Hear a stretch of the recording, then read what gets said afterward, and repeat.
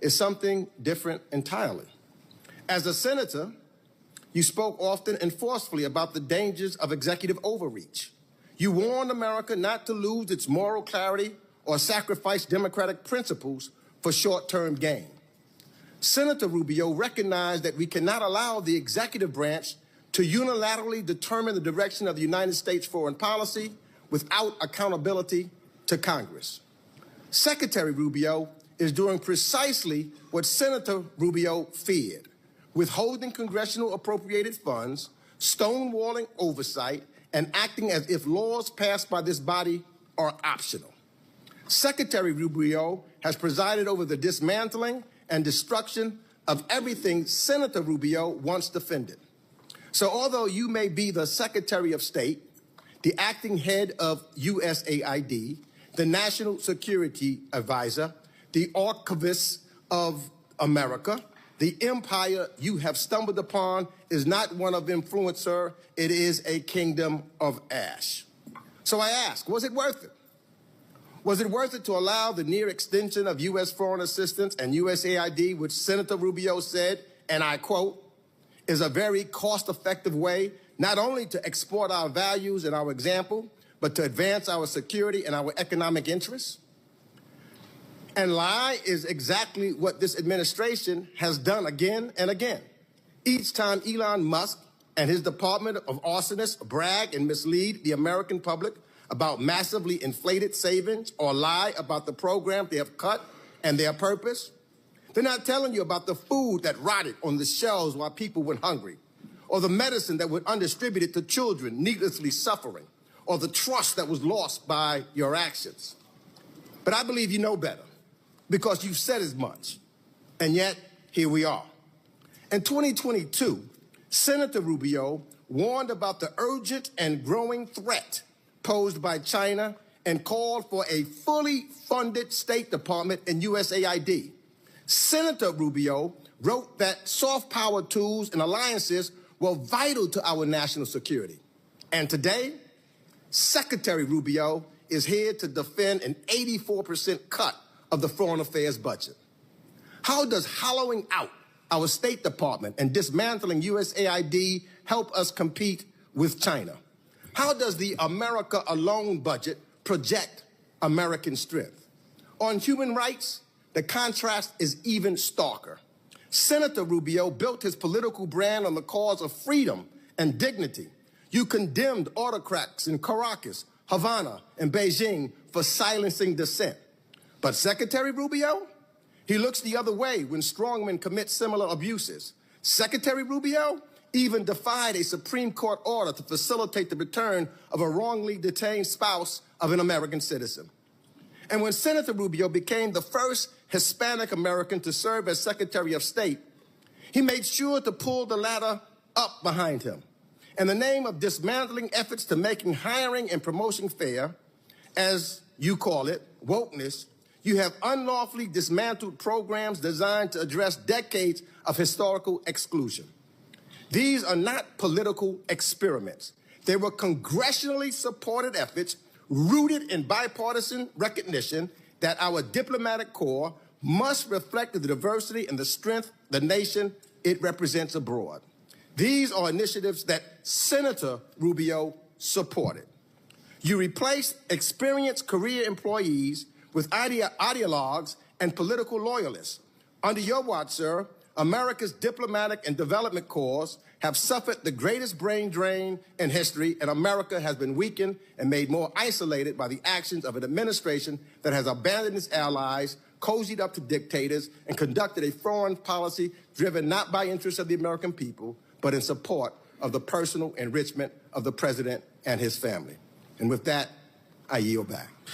I thank the ranking member for his opening statement. I would also thank the 20 members of this committee who voted in the 2024 appropriations to make sure that the Secretary and the administration had the authority to reorganize the State Department. And other members of this committee are reminded that opening statements may be submitted for the record. We are pleased to have Secretary of State Marco Rubio before us today. Your full statements will be made a part of the record, and I'll ask you to keep your spoken remarks to 5 minutes in order to allow time for members' questions. And I now am proud to recognize Secretary Rubio for any opening statement that you may have. Thank you. I appreciate the opportunity to speak to you today. I'll try to stay under the 5 minutes, and so we can get time for questions here. So when I took this job, and I said this during my confirmation hearing, the most important thing we need to do is return American foreign policy to be centered on our national interests. For far too long, that had been lost as a concept of foreign policy. In essence, in many cases, oftentimes the U.S. engaged in the world on the basis of what was good for the global order or the international community and what like. And look, for about 30 years, that made a lot of sense until the end of the post-Cold War era.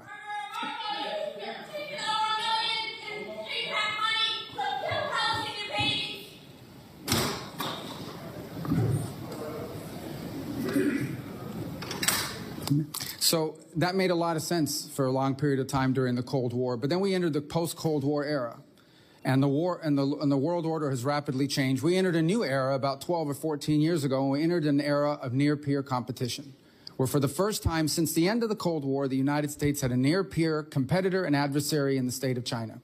And we need to confront that. And our foreign policy needs to be geared around that and on the realities of this new world. And so what that means is we have to have a State Department that can deliver on a foreign policy that is rooted in the national interest of the United States. To defend the national interest of the United States requires us, number one, to make sure that every dollar we spend and every action we take has to have measurable outcomes that deliver for the American people. They have to either make our country safer, or they have to make our country stronger, or they have to help make our country more prosperous. It has to do at least one of those three things. And ideally, whether it's a program or a measure that we take, it should do all three of them. Now, what that means is that there are some great causes in the world. There really are. There are some great causes. There are some horrifying things that are happening on the planet. America cannot solve every single one of them. What we need to focus on is prioritizing our foreign policy to those areas that are in our national interest. Now, we will still remain the largest contributor of foreign aid and humanitarian assistance on this planet by far. The United States, even under the budget that's before you today, and the changes we have made, will still contribute more in foreign aid than the next 10 countries combined, than the entire OECD. The next closest country is not China, it's Germany, and it's way behind us, even now. But that foreign aid has to be geared towards our national interests. We need to design a State Department that delivers on that. Yes, we canceled a bunch of contracts in USAID. Some were stupid and outrageous. Others didn't serve the national interest, and others we kept. And we are folding it under the Department of State. And you know why? Because we want it to be part of the toolbox of foreign policy, not a standalone. It is not charity. Foreign aid is not charity. It is designed to further the national interest of the United States. So we will do humanitarian assistance. We will do food assistance. We will do developmental assistance. And we will do security assistance. But we will do it driven by our embassies and our regional bureaus. Because what those issues mean look very different in Guatemala than they may in Chad or in Kenya or in some other part of the world in the Indo-Pacific.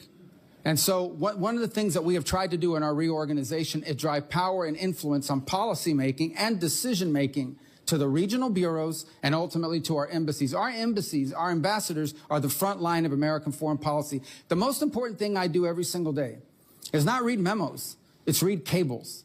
Every night I get 10, 15 select cables from stations around the world, different embassies. The best ideas in that building come from the ground up from our embassies. Now, I want to tell you something else. Look, I did serve in the Senate for a long time, so this is a new job to me. When I got there, I'd get a memo. I still get these memos. I should have brought one today. In order for an idea to reach me, a decision to reach the Secretary of State, some of these things have to be checked off by 40 people, 40 boxes. And if any one of these people has a question, they can hold it up before the idea even ever gets to me. Now, that sounds like a crazy thing to begin with. We can't afford it in the 21st century. We have to be able to move very quickly. And a case in point is what happened last week. Syria, under a new authority, granted people with some checkered background, is on the verge of collapse potentially. And if it collapses, it will devolve into civil war. And civil war will mean that it will become a playground for ISIS and other jihadists, not to mention Iranian influence coming back in. So there's no guarantee that by outreach and working with the transitional authority in Syria, things are going to work out. It may work out, it may not work out. But if we don't reach out and try, it's guaranteed to not work out. And so we had to move very quickly to action that. If we had not done sanctions relief last week, and now the EU has followed suit, then our partners in the region could not have provided donor dollars so that that transitional authority could try to stabilize its governance of the country, that place could have collapsed within weeks and become an ISIS playground once again. There is no way that a traditional system could have delivered on that. It would have gone to the interagency. It would have gone to 6 to 9 months of debate. Any individual could have held it up with an information hold, and we never would have acted. We can't afford it. The world moves too quickly. And so we need to drive policy from the ground up, from our embassies and our regional bureaus, and that's what we're doing. And that's what we're doing. On the last point I would make about foreign aid has to be part of our portfolio, part of what we do, and it has to be consistent with our agenda in any region of the world or any country. And oftentimes you will find, and maybe some of you have found when you travel, you go talk to an ambassador and they will tell you what USAID was pushing and what they are pushing in the country are not just different, they're in contradiction. And in many cases, USAID programs were undermining the mission of the embassy. That's a fact, and I heard that over and over again. I've heard it in the Caribbean basin, and I've heard it in other parts of the world. I am not the first Secretary of State that wanted USAID and foreign aid to be under the Department of State. I'm just the first that's been able to do it. And I'm glad we've done it, and it will deliver better foreign policy and, frankly, more accountability and more oversight opportunities for your committee down the road. Thank you. Thank you, Mr. Secretary. And I'd love to see that tree of 40 people who in the last administration signed off on things like a transgender job fair in Bangladesh for $800,000. I'd love to see that list. I'm going to defer my questions till the end, if there's time for that. And I'm going to begin by recognizing Representative McCall of Texas. Thank you, Mr. Chairman. Let me express my deep sympathy to the family of Jerry Connolly. He's a dear friend of mine. I will miss him dearly, and the Irish twinkle in his eye. Mr. Secretary, thanks for being here today. Under the last 4 years under President Biden, the world is on fire now. From the debacle, the evacuation, poorly executed from Afghanistan, which then led, I believe, to Putin's invasion of Ukraine, the largest land invasion since World War II in Europe, to the Middle East on fire now, October 7th. I commend you for trying to seek peace in these hot spots, including the Indo-Pacific, which probably presents the greatest threat. I would be clear-eyed with Mr. Putin. I personally don't think he's negotiating in good faith. The Ayatollah cannot be trusted. In fact, it was recently reported that they got their proxy Hamas to invade Israel on October the 7th to derail the normalization talks between Israel and Saudi Arabia. Let me go to the 1961 Foreign Assistance Act. It was initially created to counter the rise of the Soviet Union. Today, I believe it should be used to counter the influence of Communist China around the globe. And that's a core mission I know you support, as do I. When I was chairman of this committee, I put holds on the programs the current chairman's talking about, that being the drag shows in Ecuador, to grants to advance atheism in Nepal. These are not in the interest of the United States or our national security interests. So I think we need to return these agencies and programs to their core mission. I believe that you're trying to do that by bringing them under your supervision at the State Department. It's not a new idea. Madeleine Albright tried to do that many years ago. And I do think under your supervision that we'll have transparency and accountability with the foreign assistance programs. We are engaged in a reauthorization of the State Department. Sir, can you tell me how this would assist you with respect to reorganization of these important agencies under your department? Well, I think the key to reorganization, and by the way, we never did it in all the years that I was in the Senate either. It never happened. It needs to happen. We want it to happen. As you know, in our reorganization, we didn't touch any of the statutory offices because we can't. But there's two advantages to it, or three advantages. The first is it becomes permanent. We can create an organizational structure that becomes enduring, especially if it's one that we believe in. Second, I think that it will help us with the input and ideas. Look, we notified, it wasn't intended, we provided the initial preliminary indication to Congress. We've been taking input, including from many on the minority.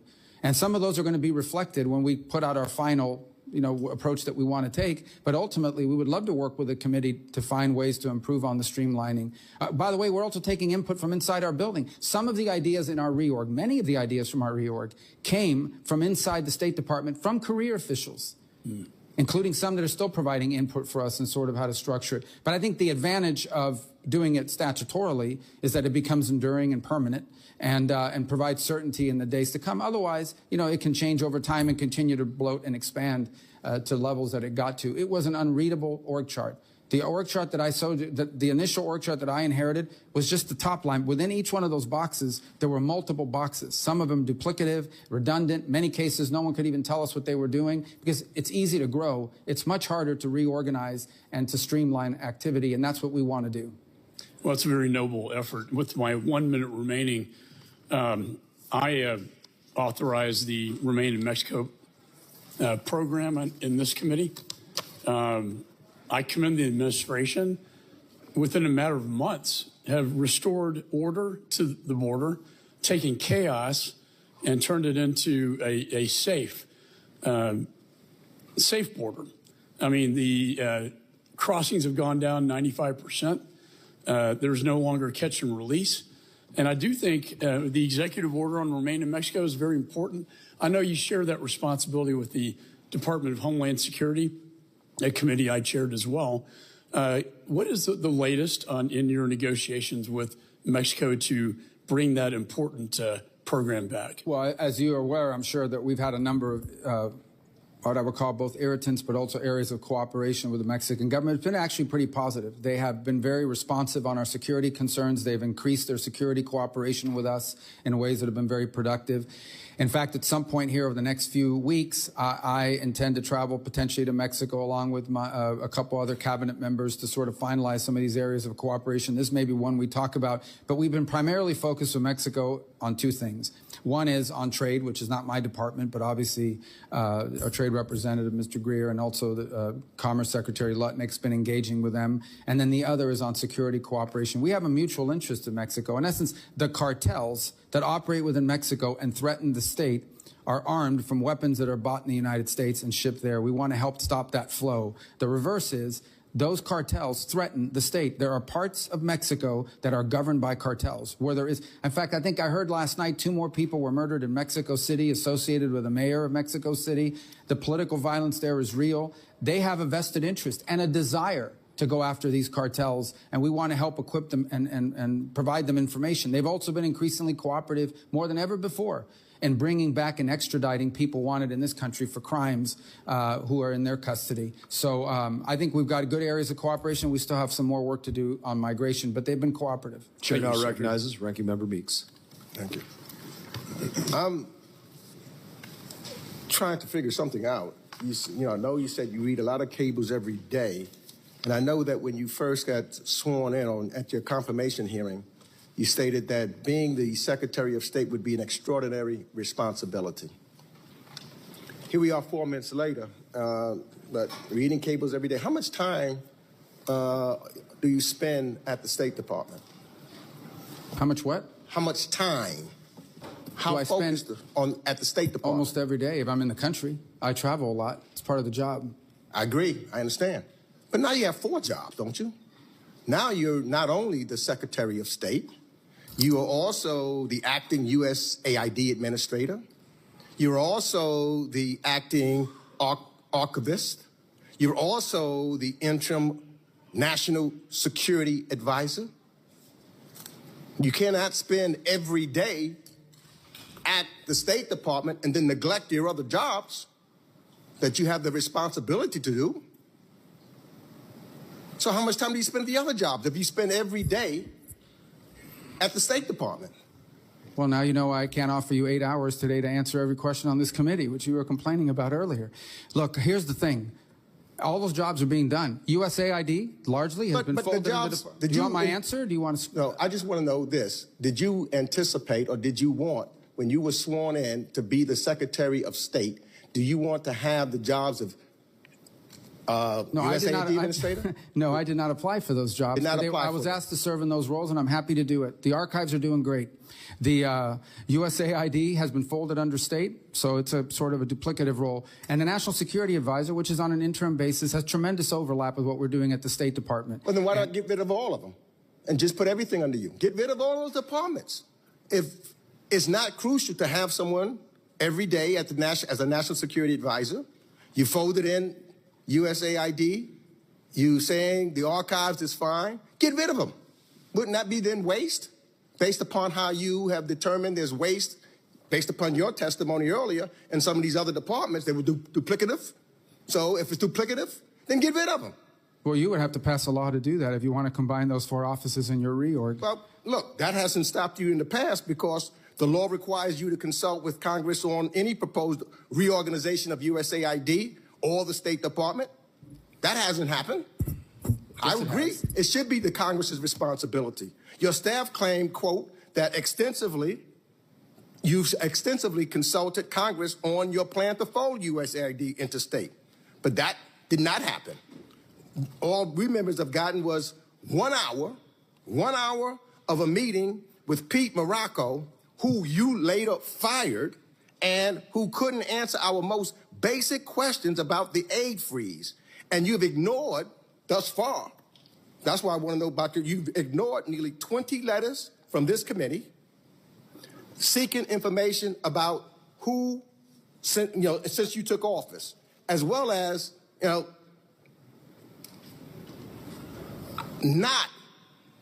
we spoke one time, but not consulting this committee at all.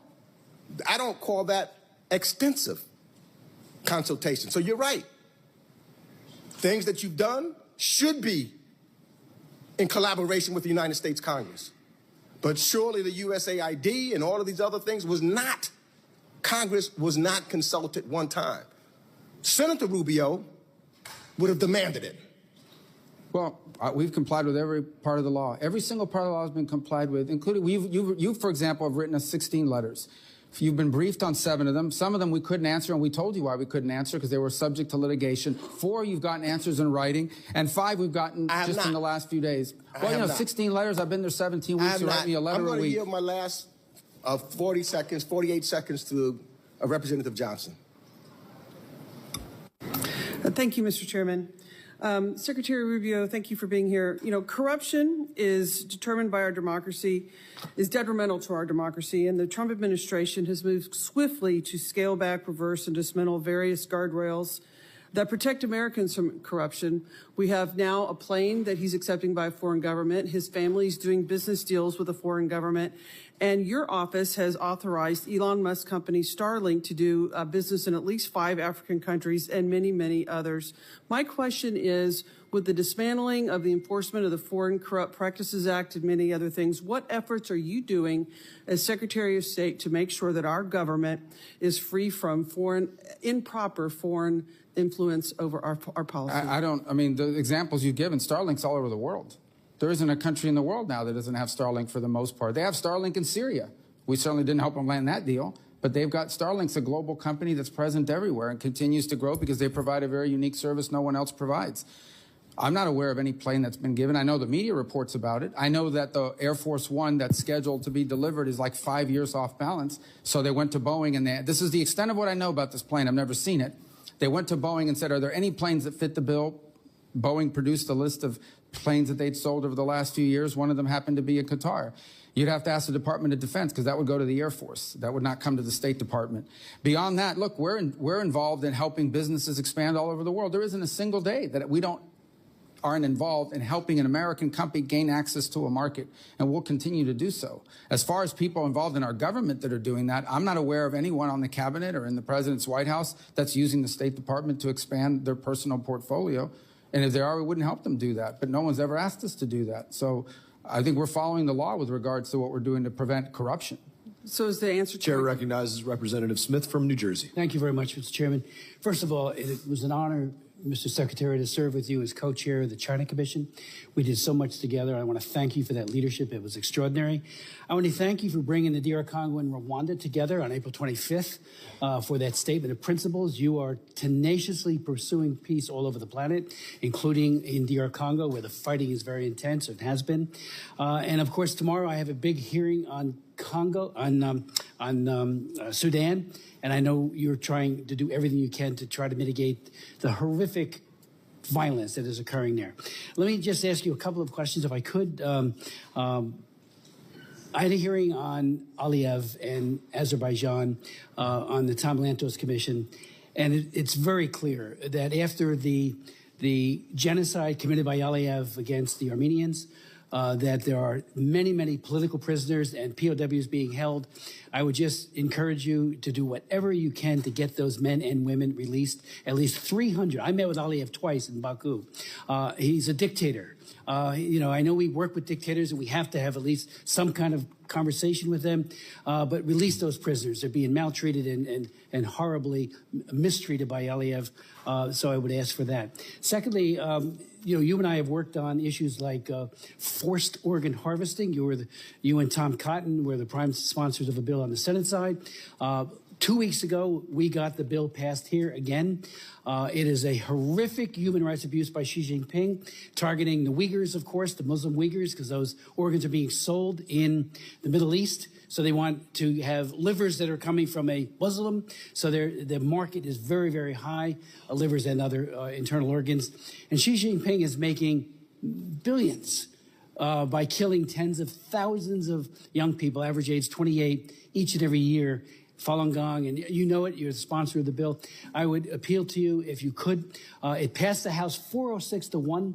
If we could get it out of the Senate, it would hopefully clamp down on this egregious human rights abuse in China. And it's a global bill. It would outlaw forced organ harvesting profoundly, with real penalties up to 20 years in prison for those who are part of that supply chain. But it would most directly affect Xi Jinping and the people who are doing this horrific abuse. I yield. Thank you, and I appreciate that. On obviously the organ harvesting, China plays a concerning role in that regard, and we would obviously be helpful in any way we can in helping you pass that in the Senate, certainly putting a good word for it and the like. But it's not limited to China, unfortunately. There are other parts of the world where we're now seeing that, and there are places where we're trying to verify, but we hear reports of that. And that's something that's need to be called out as well. As far as Azerbaijan is concerned, our core focus has been on trying to establish a peace between Azerbaijan and Armenia. There's a real risk there of a conflict that we're trying to prevent from happening. Our teams have been very engaged in that regard and trying to make something come about and prevent an armed intervention there. That would, and obviously within the context of those conversations, the issues you raised about prisoners and human rights are critical to it. And again, another example of where we want to use our embassies. So when we talk about people will complain, well, you got rid of the Human Rights Office and the functional bureaus, it's because it's being transferred to the regional bureaus. And our regional bureaus will not just have a focus on human rights within the bureau, but so will our embassy.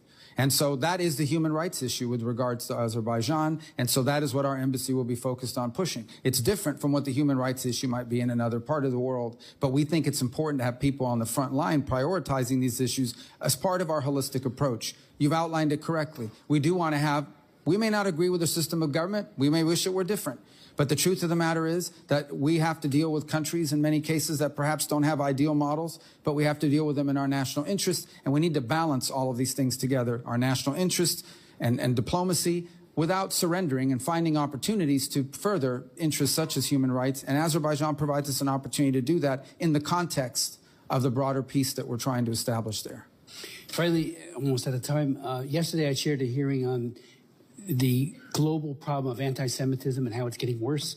It was my 18th hearing on it. We had Ted Deutsch, who is at the leader, was a leader here when he was in Congress, as one of our witnesses. And I just want to say thank you for what you're doing vis-a-vis Israel and what you're doing to try to stop this scourge of anti-Semitism that is exploding, especially at the United Nations, where the UN Human Rights Council is filled to overflowing with people in agency positions, not just the members of it, who are absolutely anti-Semitic. So I want to thank you for that as well. Chair now recognizes Representative Sherman. We all miss Jerry Conley, and I do not think that he would want us to be passive in our questioning here today. Mr. Chairman, it's our job to oversee the State Department. You can't do that by having think tank witnesses come before us. Our job isn't to oversee the think tanks. In 2023, we had 44 government witnesses. This year, we have our first. And I hope very much that we have all the, not only the secretary, but the undersecretaries and assistant secretaries so that we can really do our job. Secretary Rubio, in the 1970s, there was a powerful Middle East monarch who claimed to be a friend of the United States, was a may very well have been, claimed to be at least agreeable to Israel. And so in the 1970s, we transferred enormous, sophisticated weapons to him. In 1979, the Shah was deposed, and all those weapons were in the hands of the Ayatollah. Today, MBS wants a nuclear weapon. But he says what he wants is a nuclear cooperation agreement. Well, we have a nuclear cooperation agreement with the United Arab Emirates and Turkey and Morocco that all provide for a gold standard of safety. Can you assure us that you will not enter into a nuclear cooperation agreement with Saudi Arabia that does not have that same gold standard of security to make sure they're not building a nuclear weapon? Well, first, I will tell you that there has been no conversation about entering into one. For example, during the recent trip. And can you? I've got limited time. I can't. So here's the thing. I can Sir, tell you. Either give me a yes, give me a no. Well, I'm going to give you my answer if you want my answer. I want a yes or a no. Reclaiming my time. Well, reclaim your time, but it's not a game show. I get to answer. These are complex questions. Let me answer. Mr. Secretary, I'm reclaiming my time. The filibustering takes place in the Senate, not here. I'm not filibustering. I'm trying to answer your question. You're trying. Let's go on to the next question. With regard to Iran, can you assure us that you will continue sanctions on Iran until they verifiably agree to abandon all enrichment? That's a yes or no question. No, it's not. Well, can you give me a yes or no, or should I go on to the next question? We believe that Iran should not be allowed to enrich uranium. Correct. You believe that it should? We believe that an acceptable deal with Iran is one in which they cannot enrich, because if they can enrich, they can weaponize. I know why we don't want. I asked you, will we agree? Will we continue the sanctions until they verifiably agree to get rid of? Oh, you have no worry about us. The worry was the previous administration. This administration has been. Your refusal to give me an answer is loud and clear. No, I'd like to reclaiming my time. Mr. Chair, you told us about all these wonderful business deals that were announced in the Middle East. It's reminiscent of the first year of the first term of Donald Trump, where he announced a $10 billion investment by Foxconn in Wisconsin. It is still an empty field. I am sure that the only deals announced in the Middle East that will actually happen were the bribery deals, the $400 million plane and the $2 billion Abu Dhabi will put into the cryptocurrency sponsored by Mr. Trump. TikTok. Mr. Secretary, you led the effort to say that it shouldn't be controlled by the Chinese Communist Party. We passed a law with your help. That law requires that we ban TikTok now because all of the expiration dates have expired. But instead, we saw Chinese interests affiliated with TikTok transfer $300 million into the Trump coin, which is a pure gift. It's $300 million for nothing but monopoly money. And so there's a word in Mandarin for this. It's called bribery. And it raises the question that I'll ask you to respond to for the record, and that is there any statute this administration will not violate for a $300 million Chinese bribe? We next focus on USAID. Musk gutted it. He said no one died as a result. Do you agree that no one has died yet as a result of the chainsawing of USAID? Yes or no? I'm sorry, the question is, has anyone what? Has anyone in the world died because of what Elon Musk did? Listen. Yes or no, reclaiming my time. If you won't answer, that's a loud answer. No one has died because of USAID. The people who have died as a result of cutting off the oxygen of a woman in Burma and denying HIV/AIDS treatment to those in Africa. They are dead now at the hands of Elon Musk and his co-conspirators. Chair now recognizes Representative Wilson from South Carolina. Thank you, Chairman Brian Mast, for your leadership holding this hearing at a very critical time where dictators with rule of gun are invading democracies with rule of law. And my sympathy for the Connolly family, as I was always cherished my friendship with who I call Mr. President Jerry Connolly. Mr. Secretary, congratulations on your success on behalf of the American people to implement the policies of President Donald Trump. Sadly, as you address problems that have plagued the department, bureaucrats in the past have undermined the agenda of the president.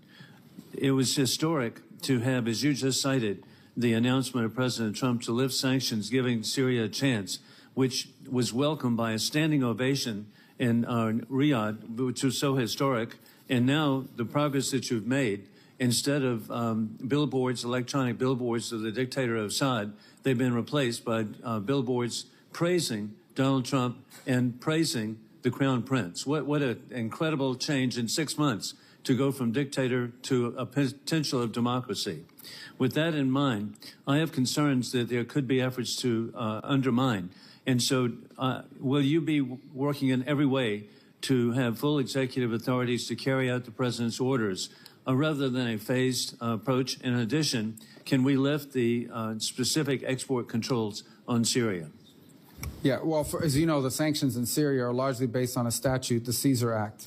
And so that allows the president to do rolling waivers, I believe, 6 months at a time. So the goal is ultimately to make enough progress so that Congress will permanently repeal those. In the interim, what we want to make sure is that the sanctions relief that we're providing allow our partners in the region to begin the aid flow that they want to do without running afoul of the sanctions. So that's what we're focused on executing, even as we speak. There was a meeting on it yesterday. It's in execution today as well. Well, again, thank you for your leadership and insight to see how quickly that should have been done.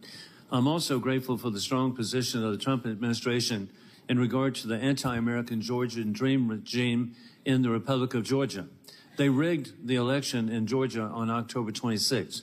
They've criminalized association with America. They kicked out American companies blocking trade and mineral access to the Middle Corridor, selling Georgia to the Chinese Communist Party.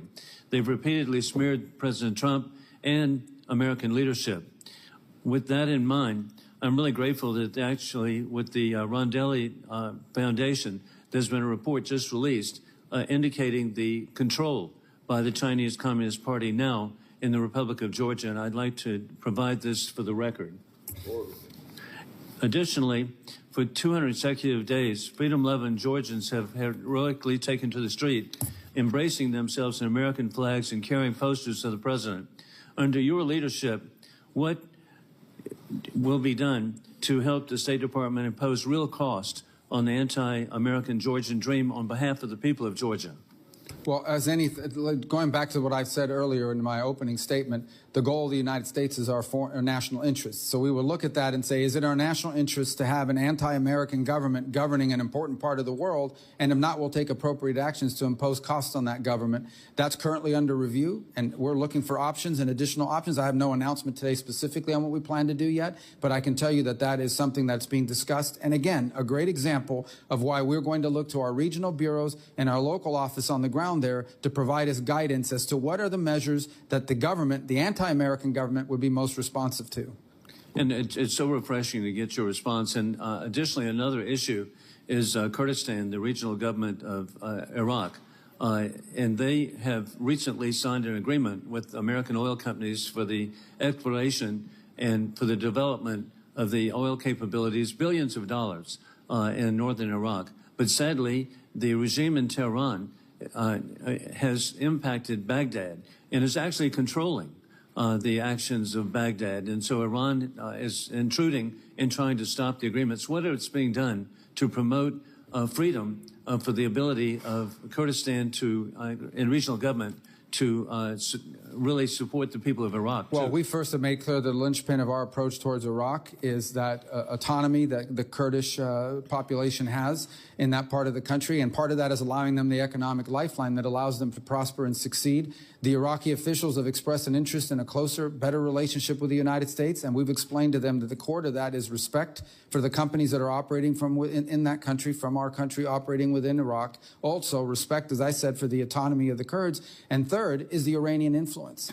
And the Iranian influence there has continued to grow, unfortunately, in some sectors of their elected government, and poses a grave danger to the United States, including in the form of pro-Iran Shia militias who have in the past struck against the United States and have expressed interest in doing so again in the future. That's unacceptable, and that has to be addressed. Congratulations on your success. I yield back. Chair now recognizes Representative Keating.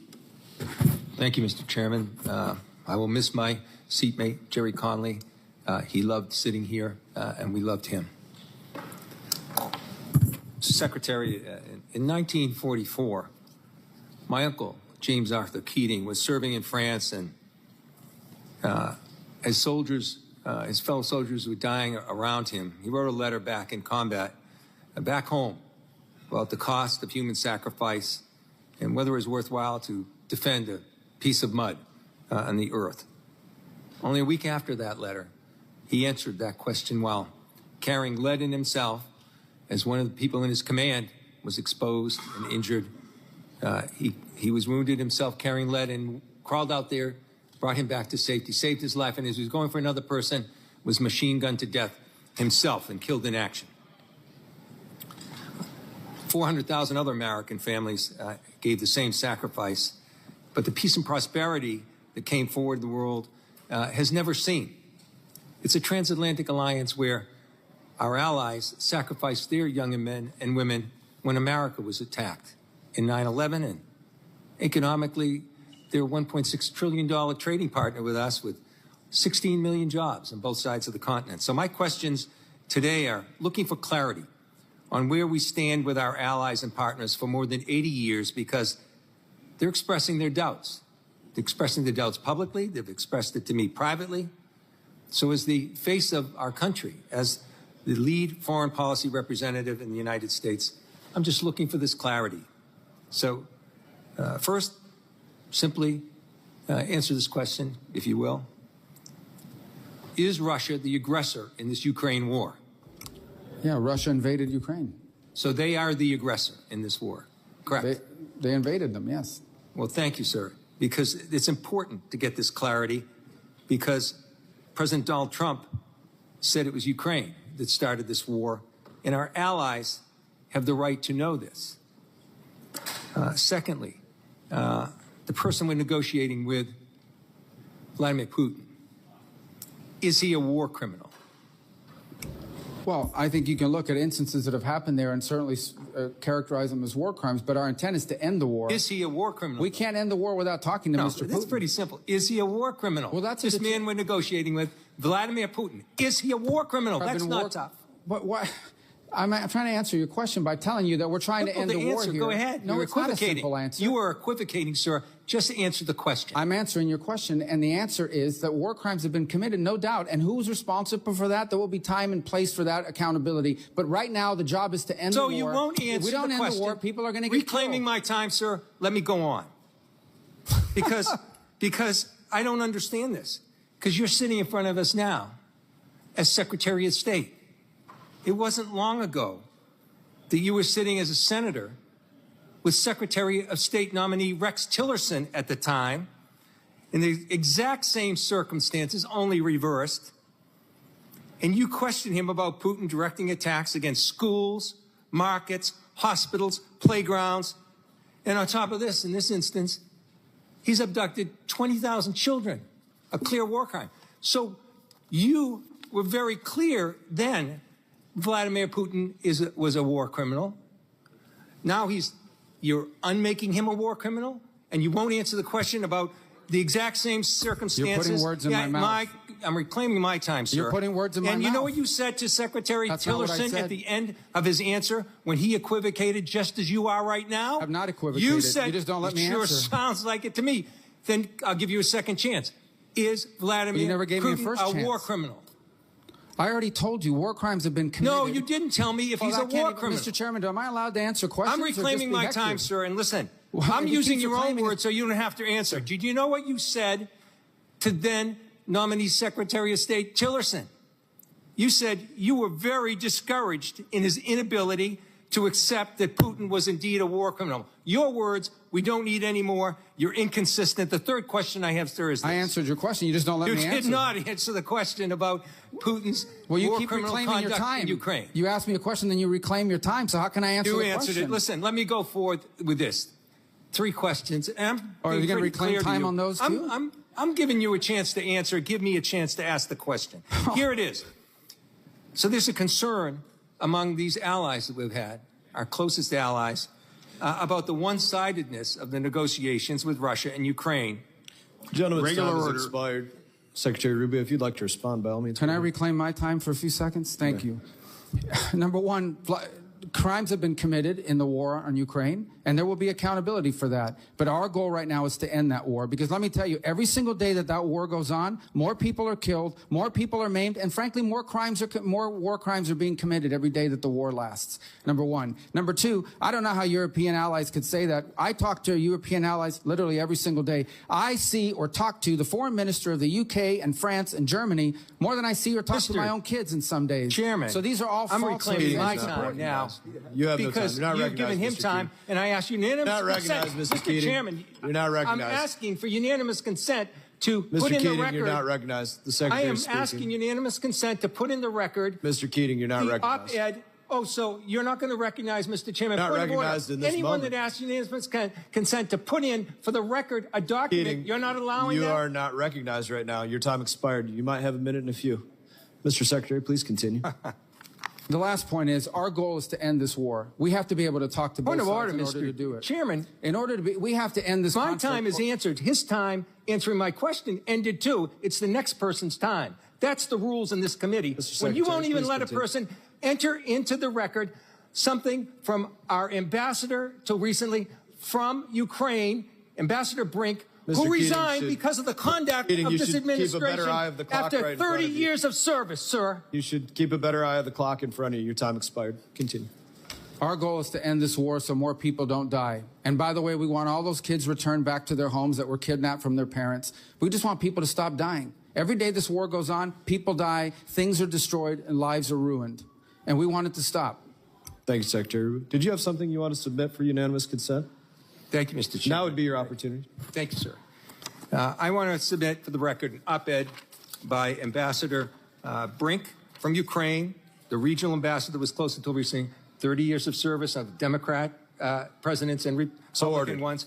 It's an op-ed that says, so ordered. Representative Vice is recognized. Choice, and she details how peace at any cost is Say yes for an answer. Peace. So ordered. Representative Vice is recognized. Mr. Chairman, I'd like to ask unanimous consent that the accomplishments of the Secretary of State in the first 100 days be placed in the record. So ordered. Thank you. Mr. Secretary, good to see you again. We're holding up just some of those. You probably recognize what you've done for 100 days. It is absolutely amazing that you've done all of that. And as you said in your opening statement, it's our job in reauthorization to make many of them permanent. I share with you the fact that for decades, the division of USAID, sometimes in the embassy, sometimes out, coordinating sometimes, often not, populated by people who left state to go to aid, but then weren't treated the same. All of that had to end, and I really appreciate your doing it, and I look forward to making that permanent. I want to just ask you a few questions, and some of them go to the previous questioner. Is Vladimir Putin the undeniable head of a country that has as many, basically, ability to bomb us into oblivion with nukes as any other country on Earth? They have the largest, I believe, the largest strategic weapon stockpile in the world and one of the largest tactical nuclear weapons stockpiles. And he's the undeniable leader. Correct.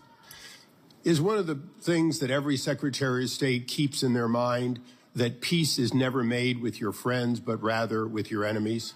Well, it's one of the reasons why, irrespective of Ukraine, there has to be some level of communication between the United States and Moscow. It's frankly irresponsible to not have the two biggest nuclear powers on the planet communicating, which was the case for 3 years. That doesn't mean we're going to be allies or friendly unless conditions change, but we have to at least be able to communicate with them to prevent miscalculation and war. And wasn't it true during the entire Cold War, president after president of both parties and secretary after secretary had to and did retain relations with the Soviet Union up to and including President Reagan's famous negotiations that essentially led to the end of the Cold War? If there had not been communications between the U.S. and Russia in 1961, the world could have ended during the Cuban Missile Crisis. Now, on that list behind me, there's a lot of taking and combining and so on.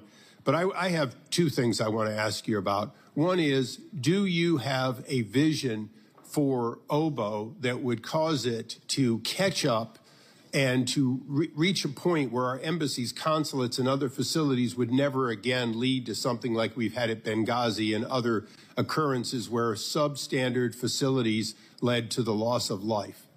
Well, absolutely, it's our priority. In fact, every single day, we have a team that watches our mission posture around the world, not just because of the physical layout, but what the conditions are on the ground. Remember, in many of these posts, in many cases, we are very dependent on local forces and their ability to protect from the perimeter, what they're willing to offer.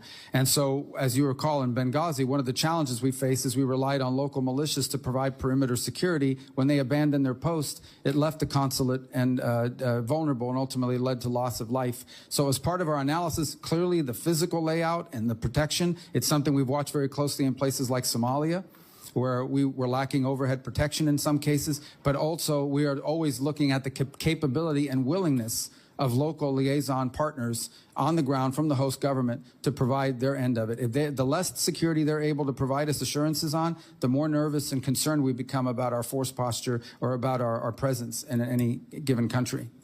Now, Mr. Secretary, as you recall, during the first Trump administration, the president nominated me for the Trade Development Agency, and I kindly appreciate the fact that you were willing to support me if I'd ever gotten the actual vote.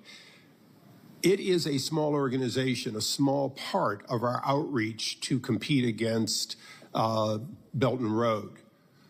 USAID could be part of that. Obviously, Ex-Im Bank, a host of other entities could be part of it. But in your opinion today, even with the changes you've made, are we or are we not positioned to properly address, to provide complete packages to compete against Belt and Road? Well, first of all, Belt and Road is largely a series of loans and other traps that are provided that you hire Chinese companies to come into your country and build a road or build a bridge or build a stadium or build whatever they want. That's actually not comparable to USAID, which is more humanitarian and development assistance, but it's in the form of a grant. That's more loaning on their part. I think the two entities that are best positioned to act as alternatives are the Development Finance Corporation, which is currently potentially could be expanded in my view, and then Millennium, which is undergoing a review for improvements. But I think both of these offer better alternatives in terms of comparison to our way to compete against Belt and Road Initiative. Thank you, Mr. Secretary. Yield back. Chair now recognizes Representative Barra. Mr. Chairman, I'd like to ask unanimous consent to enter into the record this Inspector General report about the impact of USAID in the state.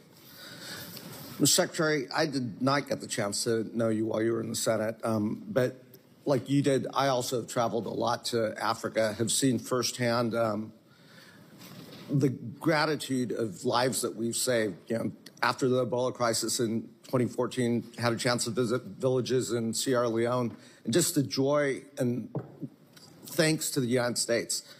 You know, in 2015, you stated this, and again, foreign aid is less than 1% of our budget, but foreign aid can make a difference when properly used. And if you ever have a chance, travel to the African continent, and you will meet people who are alive today because their American taxpayer-funded antiviral HIV medications that kept them alive. It will not be easy to radicalize people who are alive because the American taxpayer saved their lives and the lives of their children.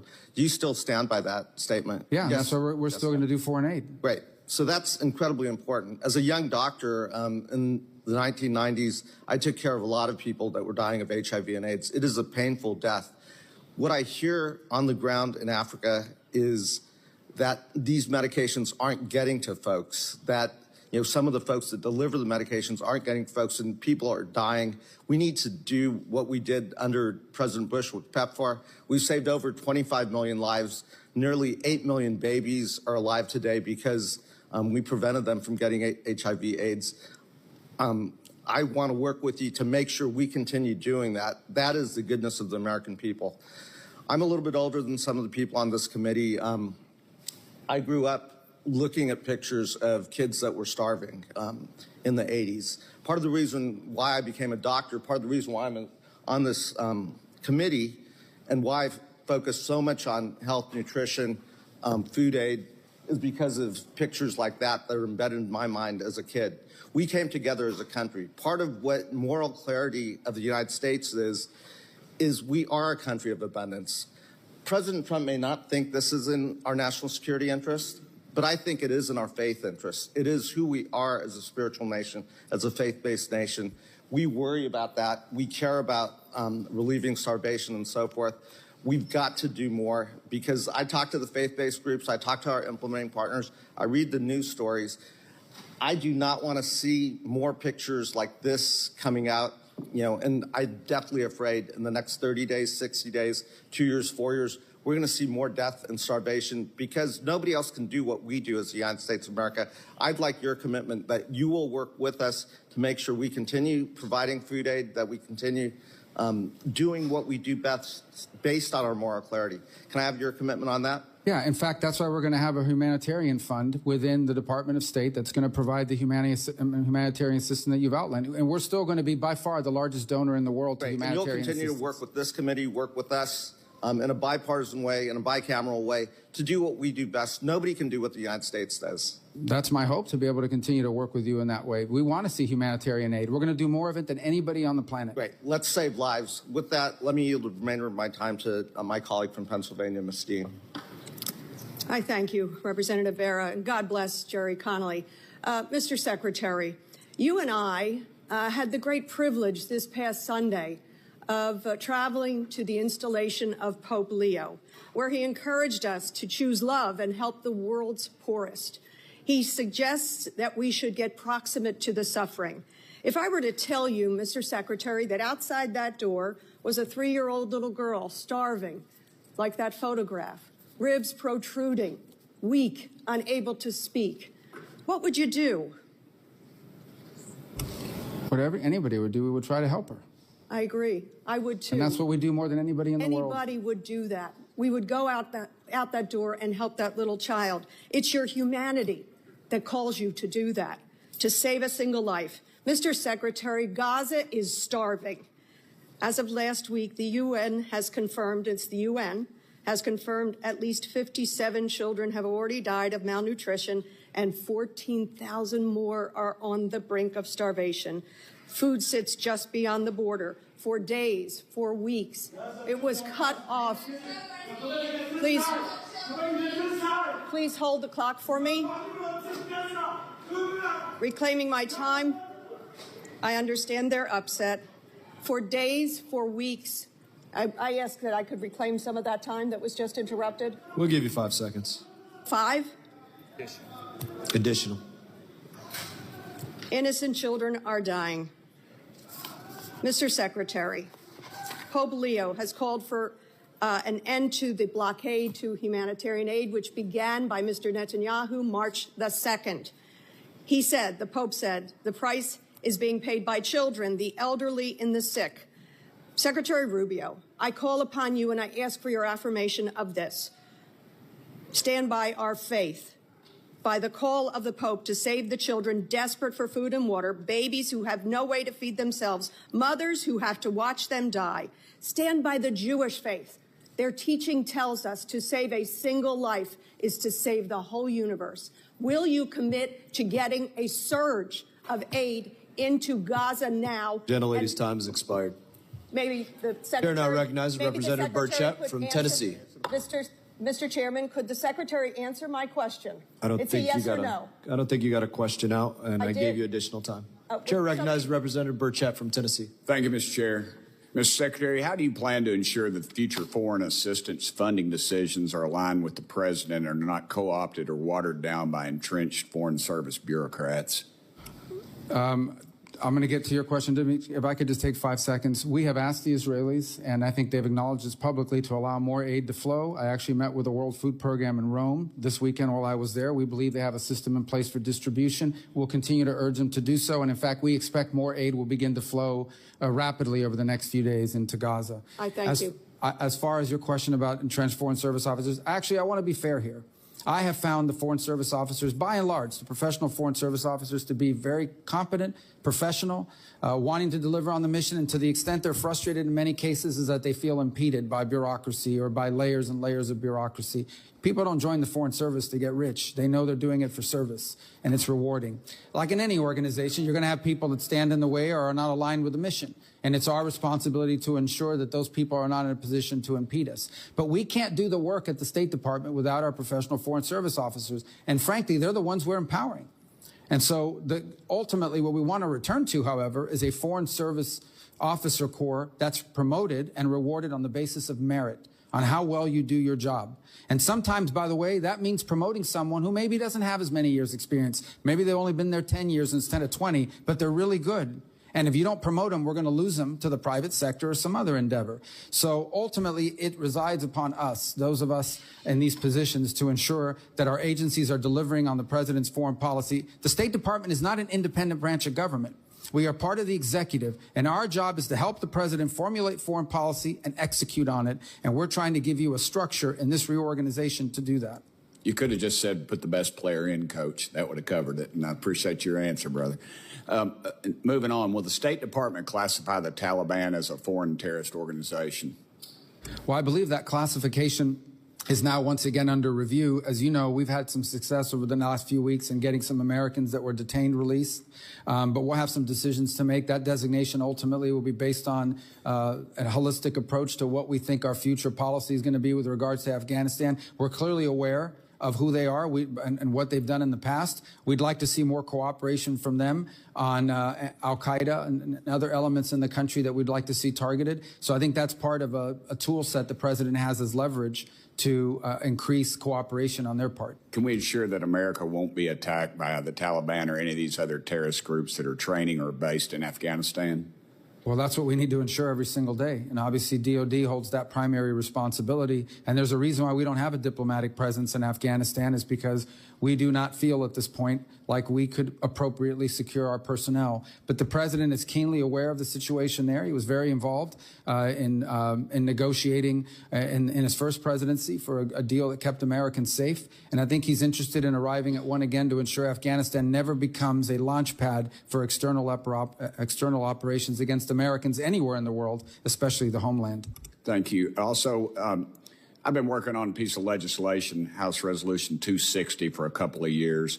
It basically defunds the Taliban. We found out through a fellow named Legend who fought on our side and another guy, Sean Ryan, Navy SEAL, that they're collecting around $40 million a week is what we've been told, and possibly up to a point of $5 billion from some State Department documents. I'm wondering if you all will support that bill.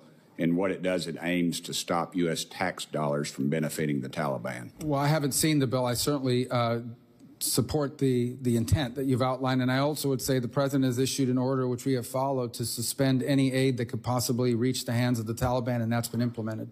Well, we're told that it possibly still is, and the president has voiced support of this legislation, and I would hope that you would review that. That's something that's been out for a while, and it needs to be stopped, put to rest at some point. I've also invited President Saleh of Afghanistan to meet with me and my colleagues, and I'm wondering if you all will facilitate his entry into the country to meet with us.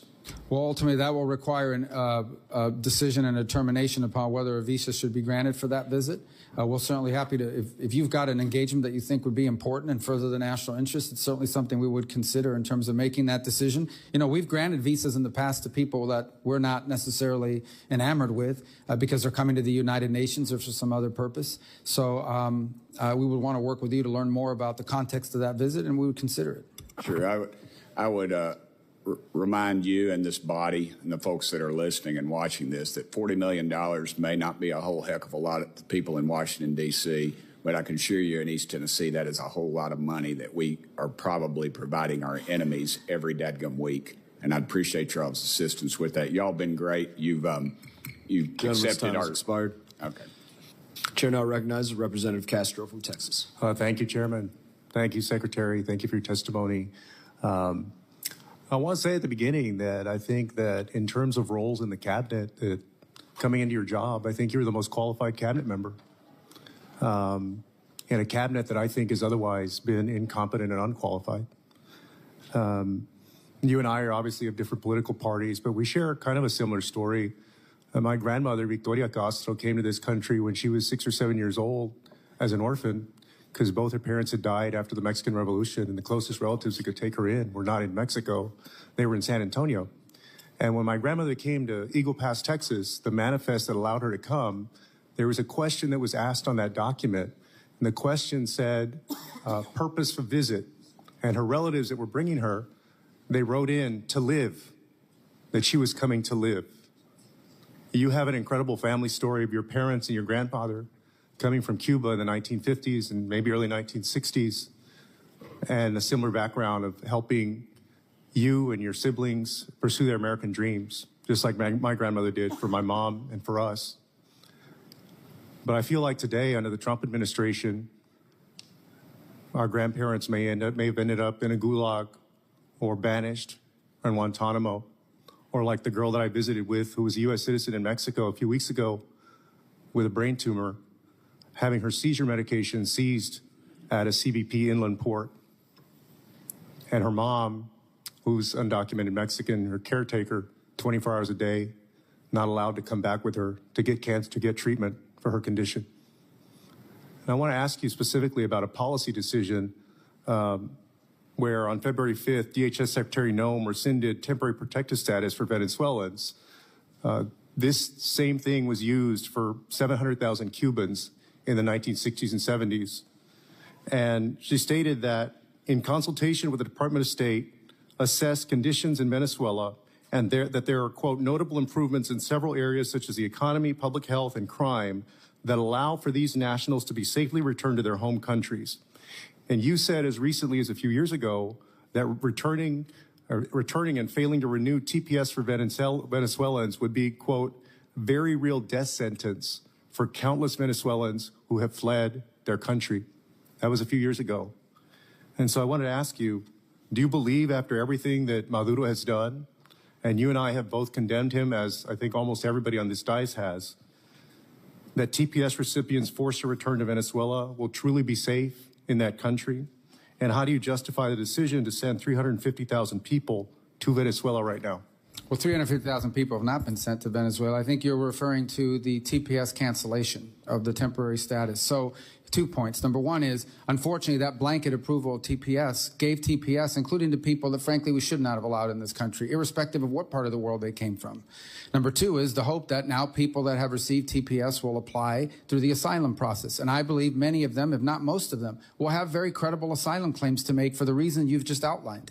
I think the problematic is that when you do a blanket TPS, number one, it's supposed to be temporary. None of these TPSs ever go away. But number two, when you do a blanket, especially in a mass migration event, it is going to protect and cover people that, frankly, we should not have allowed into this country. I mean, we're both part of the same Latino community.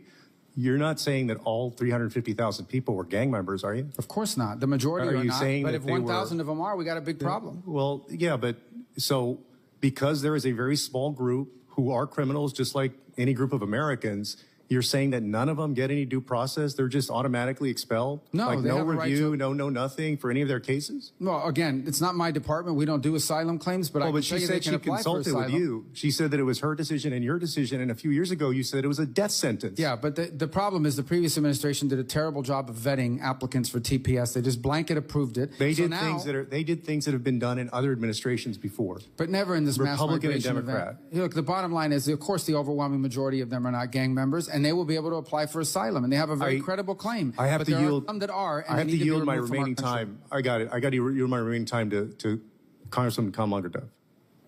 Thank you for that, Rep. Castro. I have a quick question. The World Cup and the Olympics are being hosted in both red and in blue districts across this country, but they are not going to be successful unless we get visas to all of the folks that are participating. This is a bipartisan priority. I just sent a letter to you along with Representative Kim and 50 other colleagues. I am glad that the president has directed this administration to make this a success. In that spirit of cooperation, are you committing to working with me to ensuring that these games are a success and that we're getting visas to those who need it? 100%. Thank you. Chair now recognizes Representative Perry. Thank you, Mr. Chairman. Mr. Secretary, great to see you. Thanks for being here. I want to talk to you about the United Nations Relief and Workers Agency. The claims are fantastic and horrific at the same time, long-standing, of mismanagement, of collusion with Hamas and the terrorist organization and terrorists in Hamas, the using of American tax dollars to promote terrorism, anti-Semitism, violence, rampant corruption throughout the United Nations Relief and Workers Agency and ties to Hamas. The simple question for you as our representative in the administration, and for all the taxpayers, not only in the 10th District of Pennsylvania, but all across the country who find it intolerable that their tax money goes to support terrorism and the wanton killing of the Jewish people and the state of Israel. What concrete steps is this administration, are you vowing to take regarding the United Nations Relief and Workers Agency? Yeah, we're not working with them anymore. I mean, are they going to continue to receive funding? No, really I mean, we're done with that. We're not distributing any more aid through that organization, especially because of the links in Gaza that you've outlined that have now been well documented. And what is the administration doing vis-a-vis other countries that would wish to continue to support them? What is the United States doing with our clout, with our leadership role in trying to make sure that UNRWA no longer exists, because it is a tool of Hamas? Well, we've made very clear we're done cooperating with them on this work, and we're not going to be involved in it. Obviously, other countries have sovereign decisions they make. I take your point that you want us to use our pressure, but the truth of the matter is no country contributes as much to these efforts as we do. And as a result, I think that gives us tremendous leverage to potentially find and create alternatives for the distribution of aid. And that's what we're working on actively now. It's one of the impediments to getting aid into Gaza as we speak. We want to find alternatives that are reliable, that will actually reach the people, but will not wind up in the hands of Hamas, who then turns it around and sells it at exorbitant prices on the black market to enrich themselves after they feed themselves. So we share your sentiments on this completely. Appreciate your answer and your dedication to that. Again, the American taxpayers are sick of paying for terrorism. Let's turn to the State Department bureaucratic loyalty and my concern. Over a long period of time, the State Department co-opted in the 30s by many communists. It's well documented. If you know the history, let's be blunt, some of these people are still continue to act like communists, sabotaging our institutions and selling out our country. I'm wondering, frankly, what can be done about that to align the State Department with the goals of not only this administration, but the goals of the American people to promote America and Americanism.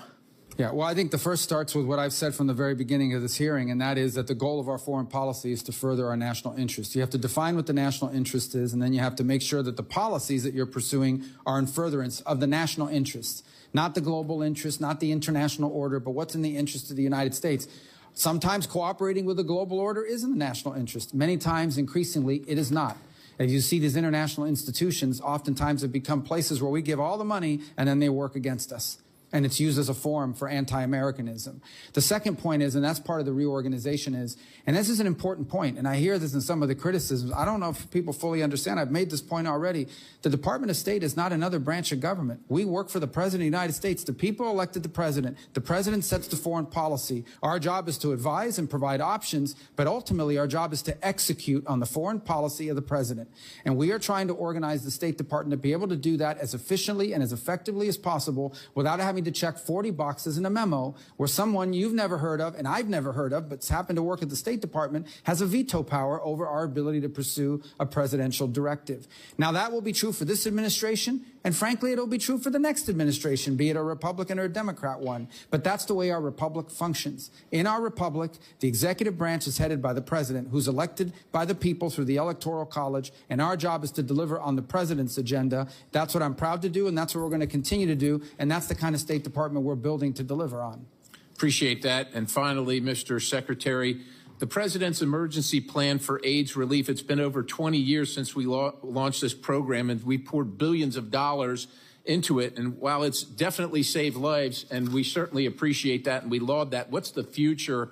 And when do we transition full responsibility to the African nations to manage their own health programs as we struggle to manage our own and pay for our own in the United States of America? First of all, 85% of recipients under PEPFAR are currently and still receiving their assistance. The second point you make is an important one, and that is the best foreign aid is foreign aid that ends, and it ends because you've either solved the problem or because you've given capacity to your local partners to solve the problem. And I do believe there needs to be a metric in PEPFAR and beyond that in all of our foreign aid to ensure that at some point it ends because the problem was solved or because the local partner now has the capacity to handle it on their own. We are a generous people, but we cannot be responsible for every problem on this planet. We can't afford it. And frankly, in this day and age, we have many priorities we need to balance if we're going to form the national interest. Representative Tice. Thank you, Mr. Chairman. Thank you, Mr. Secretary. You know, I keep hearing you say your job is to carry out the mission of the executive branch and the agenda of the president. It's kind of hard to figure out what the president's foreign policy is. It jumps around from Gaza being a resort area to we're going to help Ukraine or we're not. We're going to have tariffs on China or we're not. We're meddling in the Romanian election. I don't know how you figure out what the agenda is. Also, you say you want to make the State Department stronger, but everything we've seen coming from y'all is that you're dead set on kind of killing it or at least undermining American interests. I think you proposed an 84% budget cut, plans for widespread diplomatic closures, laying off staff across the board. I don't see how any of those things really makes us stronger and delivers for the American people. Now, I believe that jeopardizes our national security, but I want to ask you something a little more arcane, a little more specific to my district that has to do with some economic investments, and that's about tourism. You know, we've been working very hard to improve the visa services over the last few years. Seems to me what you're doing is going to undercut that and move us backwards. We're already seeing this as a problem in Las Vegas where tourists are down by 8% just in a few short months. And this problem is going to become more acute as we look to host the Olympics and we host the World Cup. So could I just ask you, are you planning to cut the Consular Affairs Bureau that does the visas by 15% like we're hearing? No, consular affairs may actually even be expanded. And in fact, we are looking for ways to do double shifts in some of our embassies around the world because of the visa requirements. For example, if you haven't applied for a visa from Colombia already, you probably won't get here in time for the World Cup unless we go to double shifts. So we've even talked about reassigning Foreign Service officers, many of who are trained earlier in their career in consular services, to provide 24-hour presence in some of our embassies and consulates around the world just to handle the visa load for things like the World Cup, the FIFA World Cup, the FIFA Club Cup, and then the Olympics 2 years behind it. And in fact, go ahead. How are you going to do that with an 84% budget cut? There's no 84%, but I think you're referring to USAID when it comes to the State Department. I know that's part of it, but just yeah, generally. But when it comes to the State Department, our consular services are actually intend on ramping up efforts because of the reasons that I've just outlined below, because of the reasons I just outlined earlier. And we recognize that as a top priority. We want it to be a success. It's a priority for the president.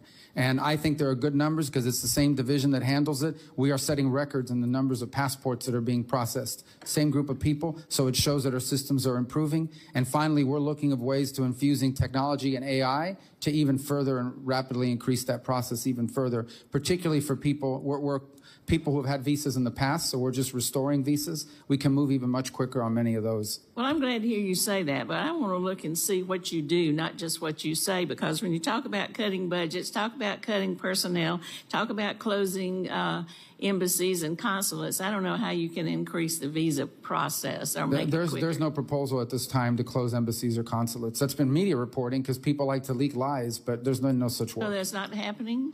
None are proposed, and I think I would know. Know about it? Well, okay. Well, let's check that out and see where that information is coming from. If I could switch just a little bit to Afghanistan, you've heard a little bit about that. I introduced legislation to authorize the CARE Act, the Coordination for Afghan Relocation Efforts. You voted for that, Mr. Secretary. Mr. Mass voted for that. We called for this to be created and have an appointment made. I wonder, can you tell us what's happening with that to help us serve these Afghan refugees? Or are you wearing that hat too, or is there somebody else that you're going to appoint to that position? Well, primarily the DHS responsibility for the intake of people into our country. I can certainly take that back and give you information on what progress they've made in that regard. But I will also tell you that one of the things we're tackling right now is we have to be able to properly vet anyone who comes into this country, given the mass migration events we've confronted over the last 3 years. I suspect these people are vetted as much or more than just about anybody else coming into the country as refugees. Well, some of them. They include dependents, and in many cases a higher level of vetting is necessary because they're coming from countries where we don't have a lot of information. Not every country keeps, including Afghanistan, has perfect records. Some of them, we know them because they've worked with us in the past. Others, we just have limited information on them. So, but we are going to continue with this Afghan relocation efforts and this office, this care office. That's what you're committing to me? Well, we're going to comply with the statutory requirements, but we also have to be more careful about who we let into this country. Well, I didn't say that. I know we have to be careful, but I'm just saying we need to continue with that effort. You voted for it. Mr. Mass voted for it, but I don't see any progress on it. I hear just the opposite. So I appreciate that commitment. Thank you, and I yield back. Chair now recognizes Representative Jackson. Thank you, Mr. Chairman. And thank you, Chairman Mass, for holding this crucial hearing and allowing Secretary Rubio to highlight the overwhelming successes accomplished so far in the Trump administration. Secretary Rubio, thank you for being here today and for the incredible work that you and the department are doing. We're really proud of it. Thank you.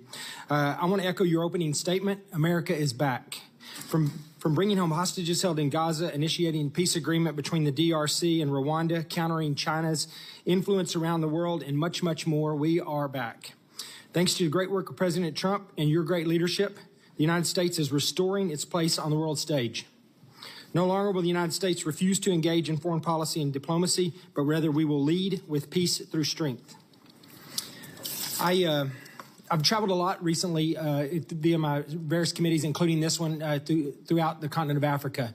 And one thing I've seen is that we've really neglected Africa. We have spent a lot of money and wasted a lot of money there, in my mind, with no strategic thought whatsoever into how we're spending this money. I have a question for you regarding South Africa. South Africa has withdrawn from America and our allies in recent years while increasing diplomatic relationships with our foreign adversaries, deepening cooperation with China, attacking our greatest ally, Israel, at the International Court of Justice, downgrading Taiwan's diplomatic presence, and condoning violence and race-based persecution against minorities. I fully support President Trump's executive order to bolster the administration's efforts in combating the egregious actions taken by South Africa. To support the administration's efforts, I recently introduced the U.S.-South Africa Bilateral Relations Review Act, which would conduct a full review of our relationship with the Republic of South Africa and allow for the use of targeted sanctions against corrupt officials in the African National Congress.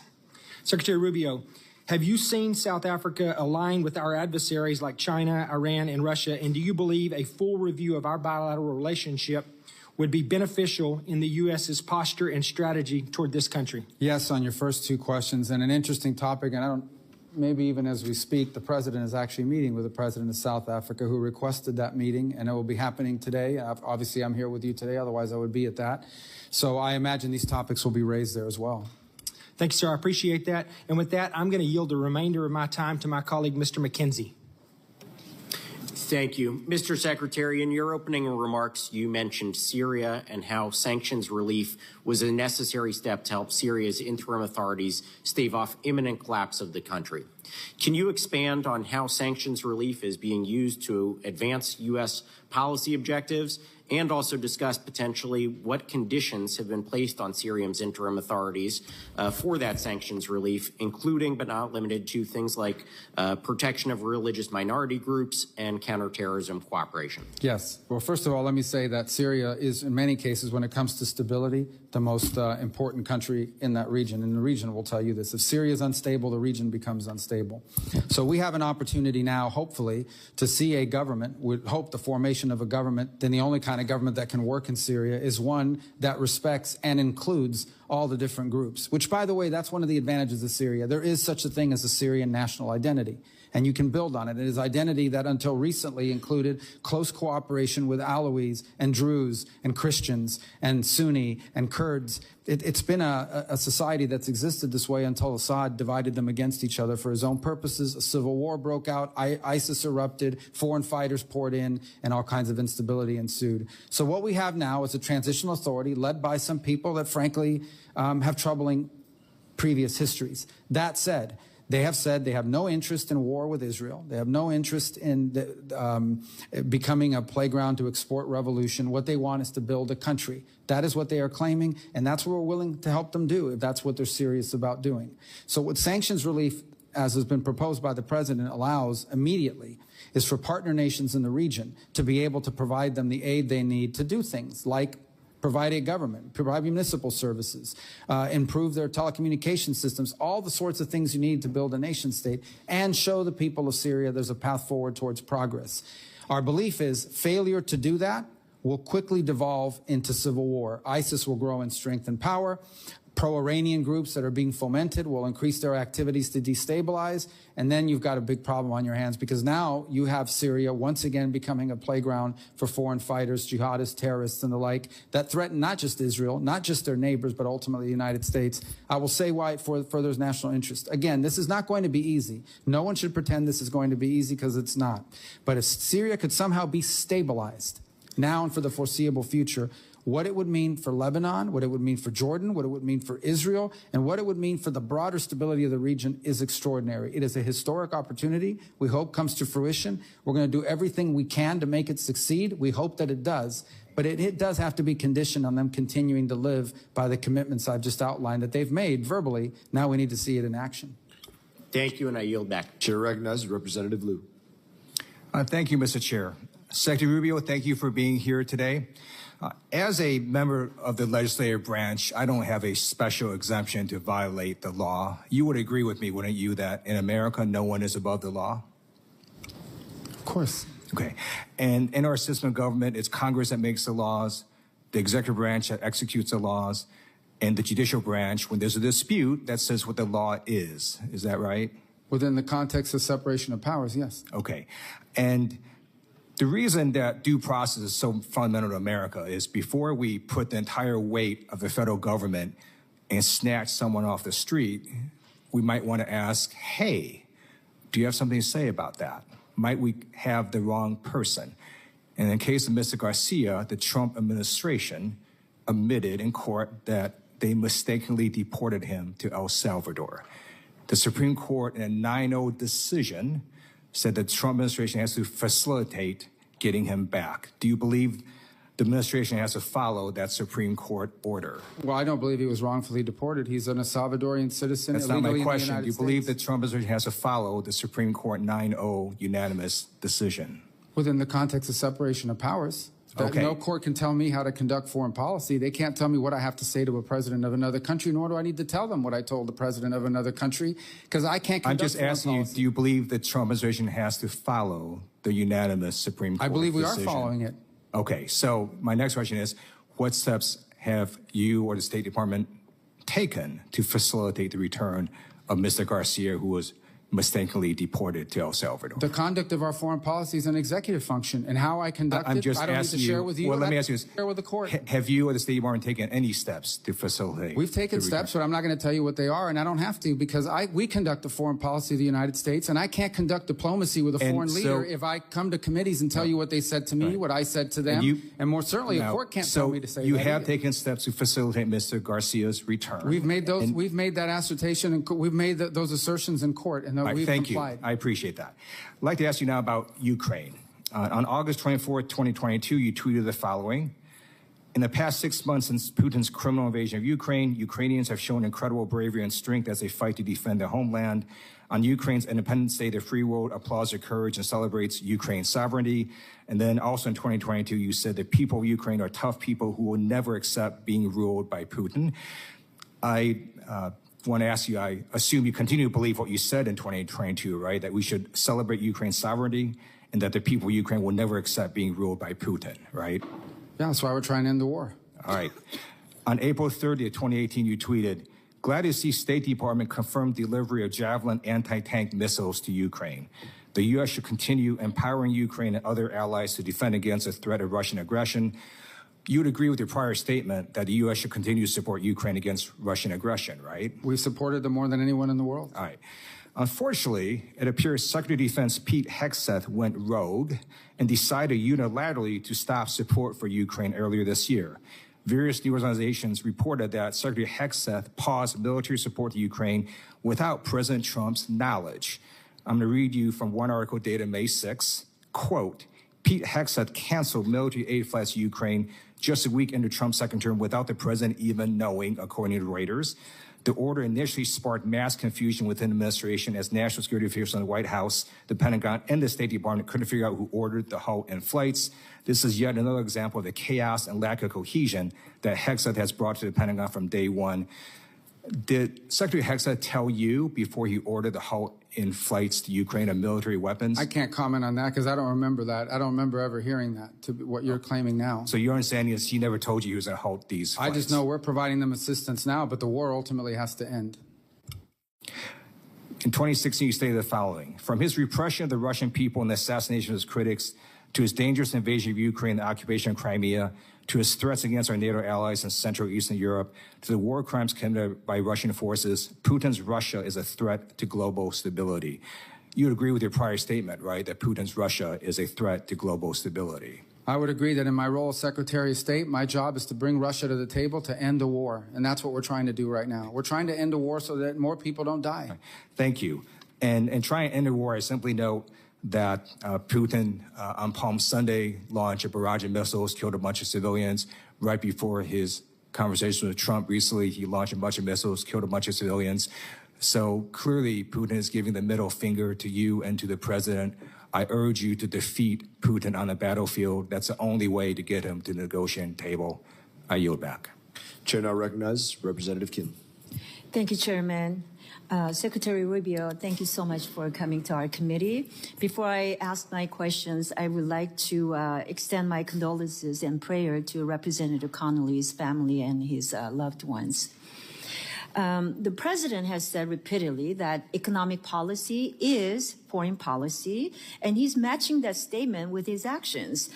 From $100 billion in the investment in the United States from TSMC and reshoring of more than $55 billion in private sector investment commitments to the recent historic trade deal with the UK and successful tariff negotiations with more than 50 countries.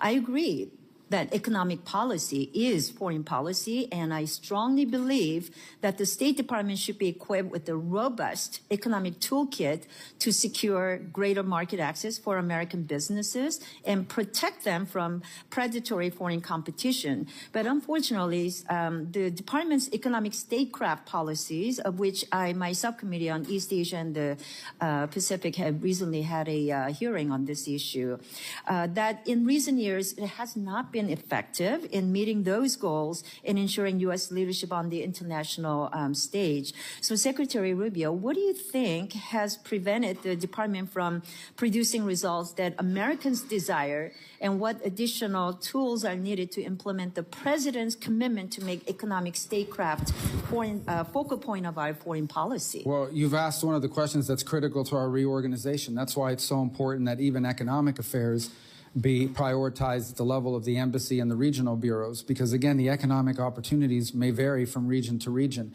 I would say one of the issues that's held us back is on energy. It is by far the #1 need around the world, not simply because you can't develop an economy without energy. You can't even keep pace with the transformation of our economy without energy. AI alone will consume in its production both of semiconductors and ultimately of the equipment required for AI. AI alone will require a consumption of energy far beyond what the world is capable of generating today.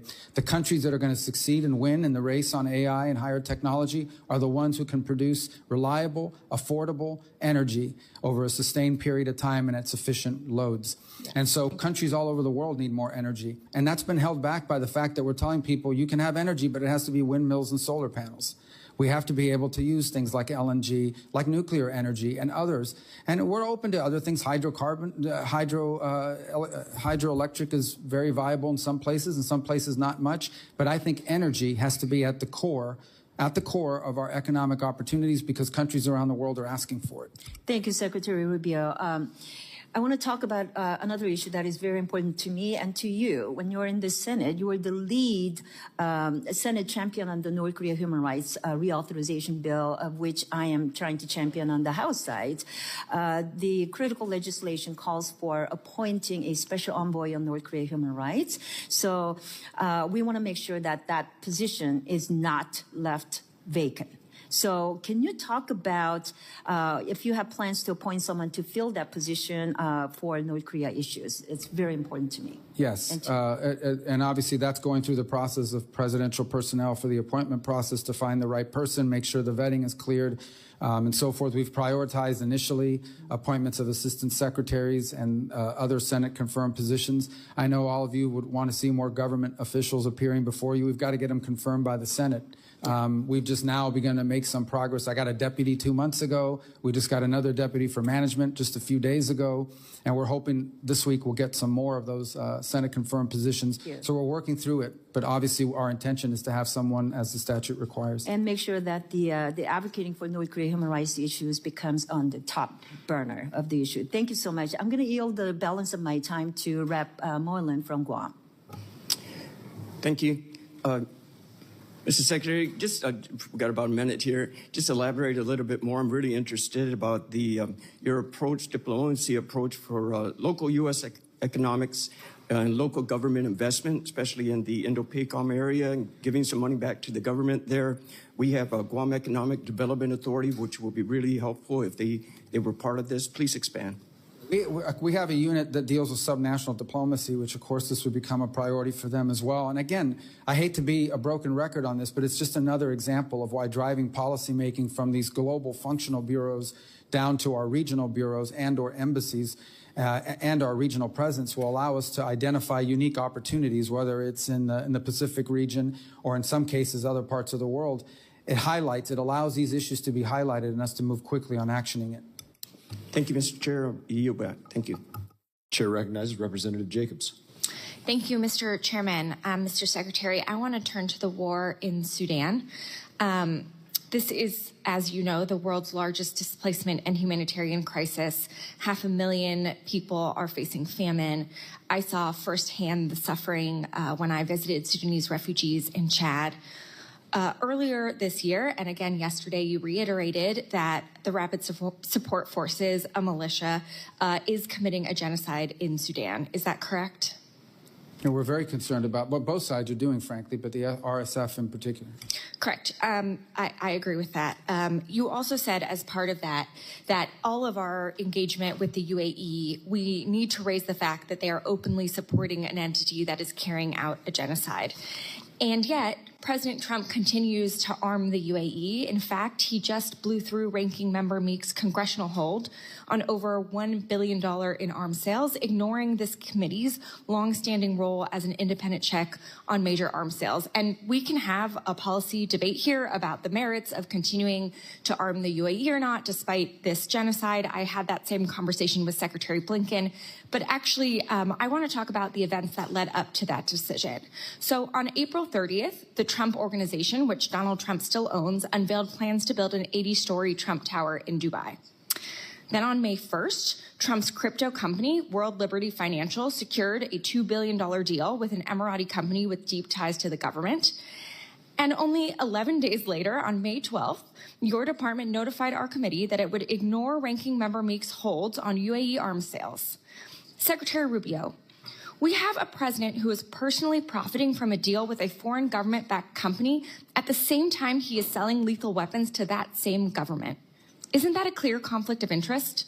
I think no matter who was president, they would have to deal with the UAE. We have to. They're a member. That's not my question. We can have a policy debate about how we should engage with the UAE. They're making claims about corruption, and I'm answering that any president in the United States, I don't care who the president is, would have to deal with UAE. They're a member of the Abraham Accords, number one. They've been incredibly cooperative on a bunch of other issues. We don't agree with them on 100%. We have concerns about some of the things they do, but this is called the balancing of foreign policy. Secretary it is in Rubio, our national interest to have a good relationship with the UAE, despite the fact that there are things we do we don't like. Secretary Rubio, I don't disagree with you. I just visited the UAE a couple weeks ago and had these very same conversations there, but I don't think this is a complicated question.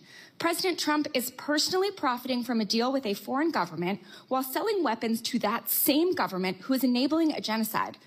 policy aside, are you really saying you don't think this is a conflict of interest? No, you're making claims. The president's family owns a business, and they can conduct business anywhere in the world they want. The president's never once raised business deals in UAE when talking about it. Any president would have to have a relationship with the UAE. Secretary Rubio, the that's previous just silly. administration had one too. President Trump has retained his ownership of these companies, and I have an image right here from World Liberty Financial's website.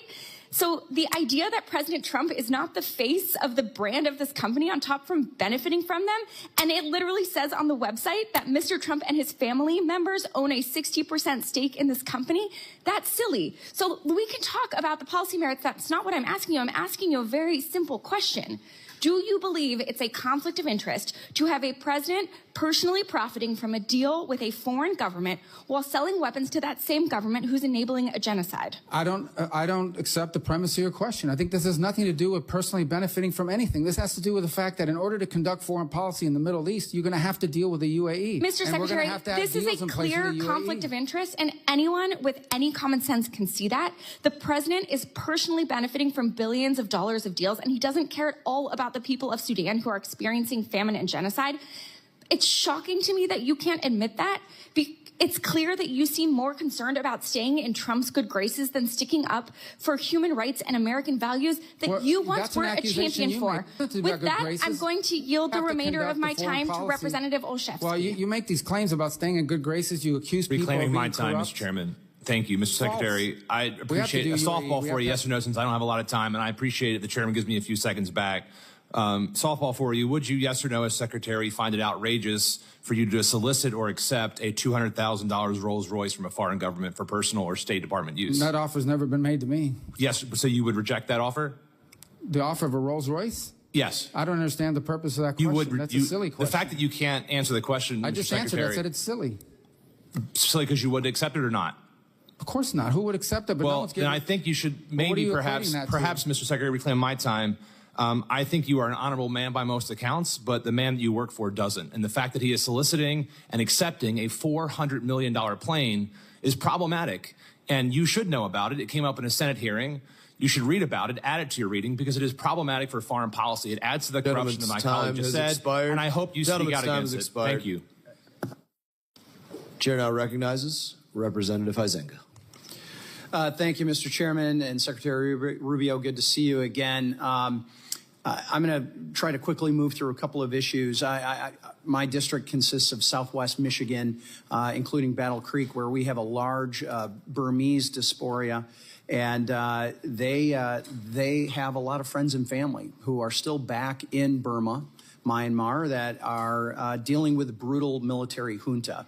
And they are literally waging a war of terror and genocide on those folks. I have introduced a bipartisan bill, H.R. 3190, the Brave Burma Act, to target the military junta's revenues, specifically implementing full blocking sanctions on Myanmar oil and gas enterprises, Myanmar Economic Bank, the MEB, and entities operating within the jet fuel sector, which is where they get most of their revenue. And this is the same question I asked Secretary Bessent. Are you willing to work with us in my office to implement this particular? Well, yeah, absolutely. I mean, if you pass legislation, it's our job to implement it. Right. I appreciate that. I want to move on. I had in my subcommittee, I'm the South Central Asia subcommittee, but I'm also dealing with the R family of State Department as we're doing this reauthorization. And a couple of weeks ago, we had a hearing where we had the truth czarina, Ms. Jankowicz, participated in. And we know that the CCP has been pouring billions of dollars into propaganda and censorship around the world. And I'm actually introducing a bill, Restoring American Freedom Act, that would codify the Trump EO on censorship. But I want to know, what is your strategy to push back on China, defend literally speech and the truth?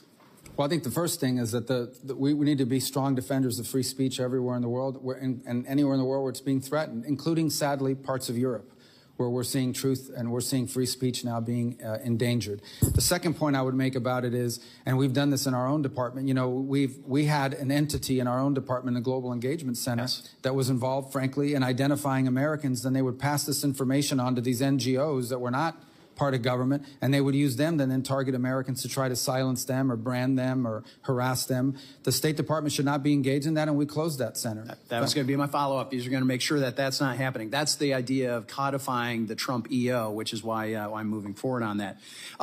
Real quickly, Mr. Burchett, back over here, was talking about Afghanistan, and his bill, which is a report bill, I think goes hand in glove with a bill that I have introduced, which would require a restriction of all U.S. tax dollars that are being paid in Afghanistan for things such as fees and fines and taxes. I mean, U.S. taxpayers paying taxes to the Taliban in Afghanistan.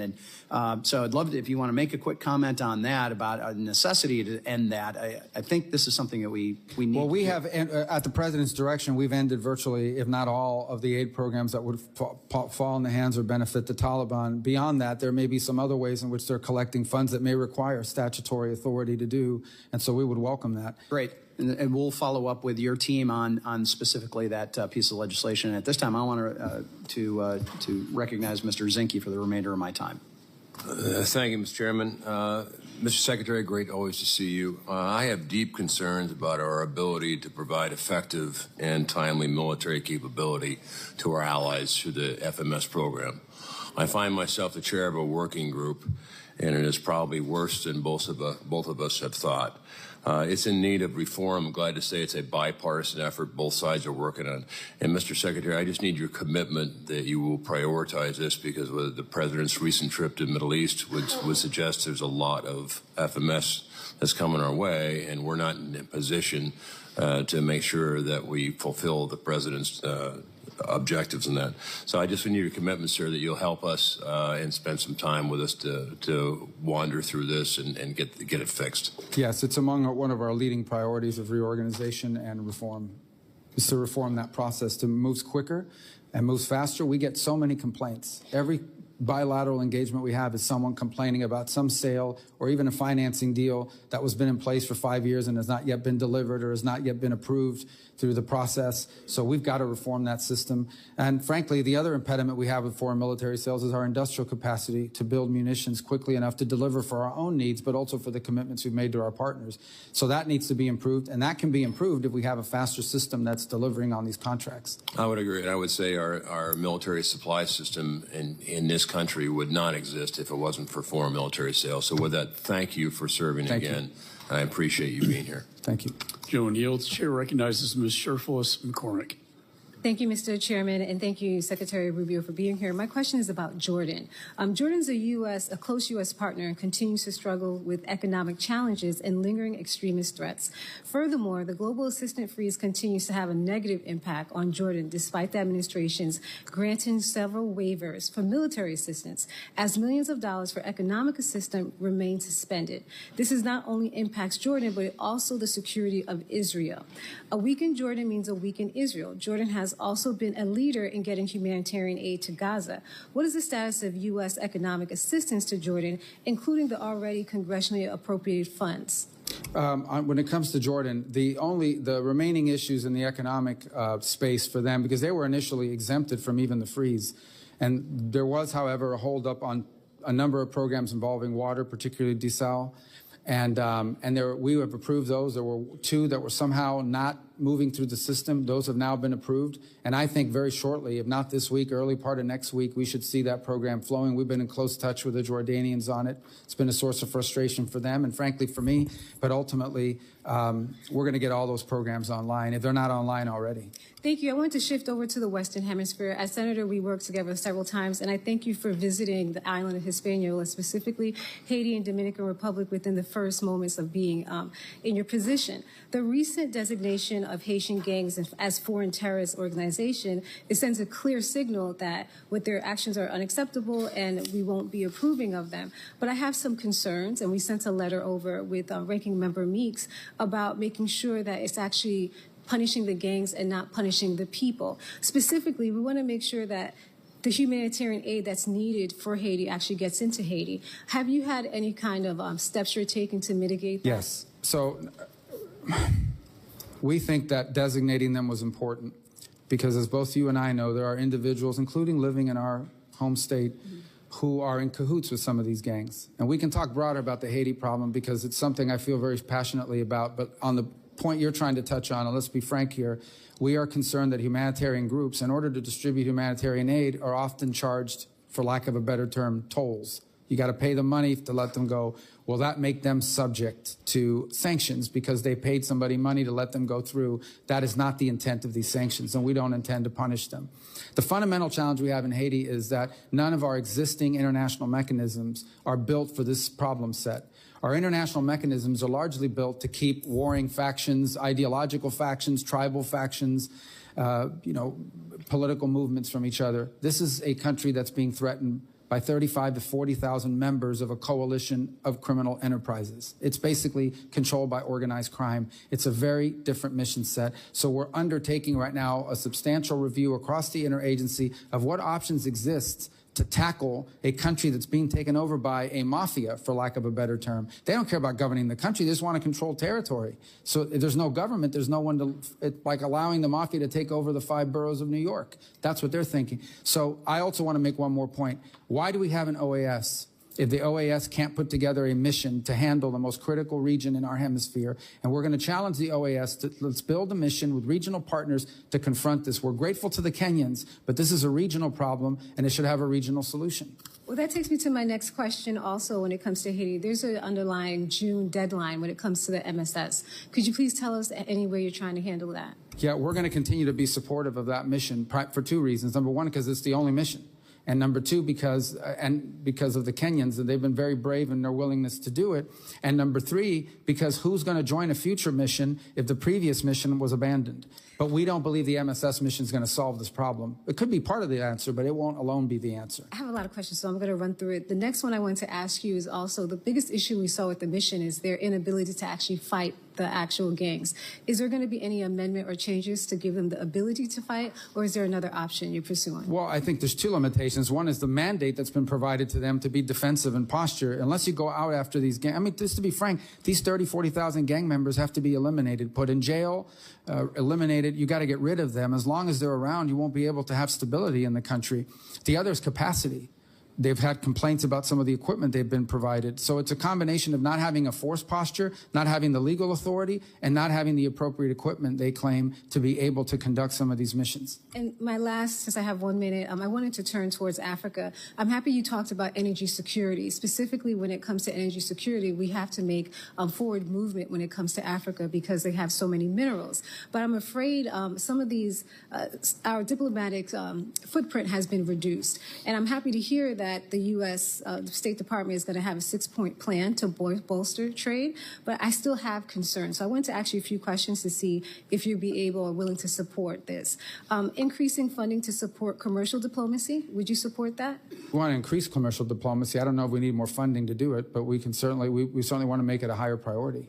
And also increasing funding for financial institutions to support projects and de-risk those economies. There are many different companies who would like to invest and help us build that footprint by having more economic relationships with Africa so we can have more of a partnership in trade. Would you support increasing funds to those financial institutions? Well, I actually think those would lend themselves to both the Development Finance Corporation and potentially Millennium Challenge Grant opportunities outside of the traditional aid. I think Africa is looking for development. They're not looking for charity. And by the way, we have not reduced any diplomatic footprint other than in the DRC. We had to remove some people because of riots outside of our embassy. Well, so my understanding is that you guys... Gentlelady's time has expired. Thank you so much for your time. Chair now recognizes Representative Baird. Thank you, Mr. Chairman, and Mr. Secretary. It's good to see you and appreciate all that you're doing. Thank you, sir. But my question is going to focus on China. You know, they've spent over 2 decades expanding their economic and political influence across Africa, and so becoming the continent's top trading partner and a dominant force in sectors that I think are critical to the United States' interests, particularly in agriculture and critical minerals. So I guess I'm just to ask you, Levin, you covered part of that in your last answer. But I really want to know what part agriculture can play in advancing the U.S. political influence, economic partnerships, and national security in the face of China's growing presence. Well, I think the one point that I would make is, are there opportunities for us to improve the agricultural capacity of many of our partner nations, including in Africa. There's certainly things you can export, and in some markets that would make sense.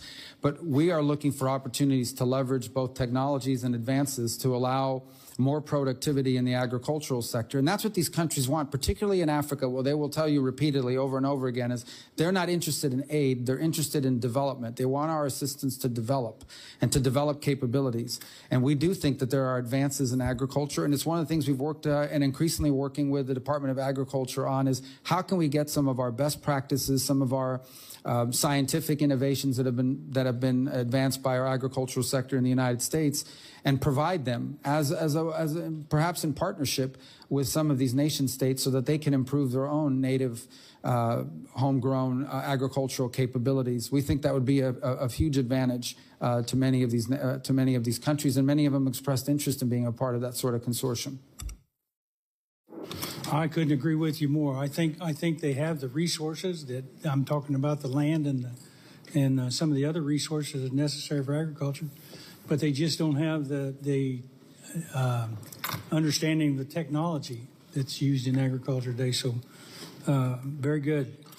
So how can the restructured Department of State reassert American leadership in Africa, particularly through strategic investment?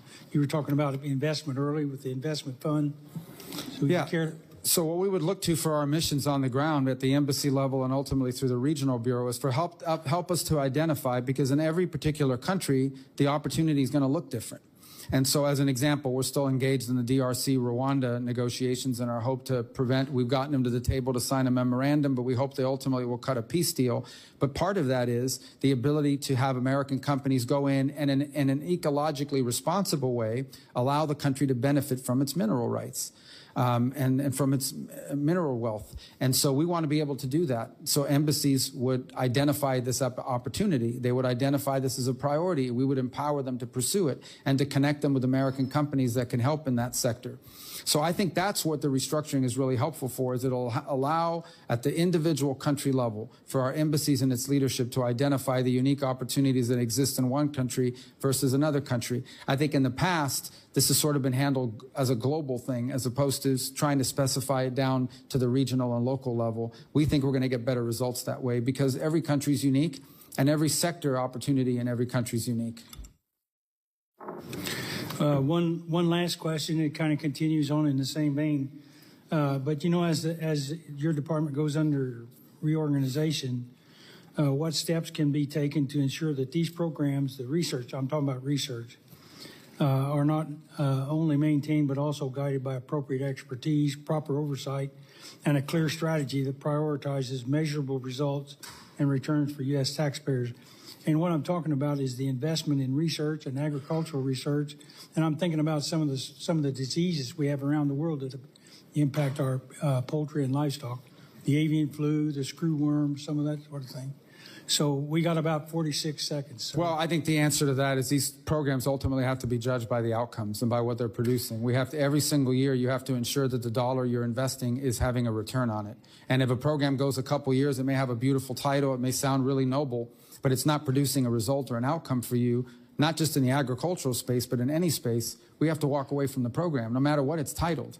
We have a lot of programs that have great titles, but have not resulted in any measurable positive outcome for 20 years. Thank you very much. I couldn't agree with you more. Chair now recognizes Representative Moskowitz. Thank you, Mr. Chairman. First, let me extend my condolences to the Connolly family. Jerry's wit will be missed in this Congress. And so in the spirit of Jerry, let me say, Mr. Secretary, that I am deeply disappointed and find your performance as the National Archivist extremely underwhelming. And just for the record, we don't get to confirm here in Congress, but if we did, I would have voted against your confirmation as the National Archivist. That vote never happened, so. I know. I want to talk about Iran for a second, okay? I'm deeply concerned about the language that I'm seeing from the isolationist wing of the party. And I've been kind of shocked that the administration seems to be tougher on Canada, Greenland, than they are on Iran. The Ayatollah insults our president. If the language coming from the Ayatollah was coming from Canada or Greenland or the EU, the president wouldn't stand for it, yet he allows it from the Ayatollah. Is it your recommendation? I understand that you can't guarantee what Trump would or would not do, but it is your recommendation to the president that he sign no deal that allows Iran to keep enrichment? Well, here's the answer to that question is the president has made clear that Iran will never have a nuclear weapon. He's also been clear, and I think you've seen this in statements over the weekend, for example, that Ambassador Witkoff did on television and the like, that if you have an enrichment capability at any level, you are but steps away from a nuclear weapon. So I think that's why the no enrichment piece is so important. Right, of course, and that was the issues that many people had with the JCPOA, is they felt that it kept the enrichment capability along with ballistic missile capability, which Iran now has, okay, a delivery system. And so what I'm trying to figure out is, you know, there are many players in this, and I'm going to ask about those, but is it your recommendation, should the president ask of it, I assume he would, is it your recommendation to the president that he sign no deal that keeps their ability to enrich? Yeah, and he doesn't need that recommendation because he's already said that. Okay. Is it the vice president's position in your conversations with VP Vance that he also does not believe Iran should have any enrichment? Well, I'm not going to describe our conversations, but I can tell you the vice president is completely aligned with the president in his foreign policy. So that is his position then?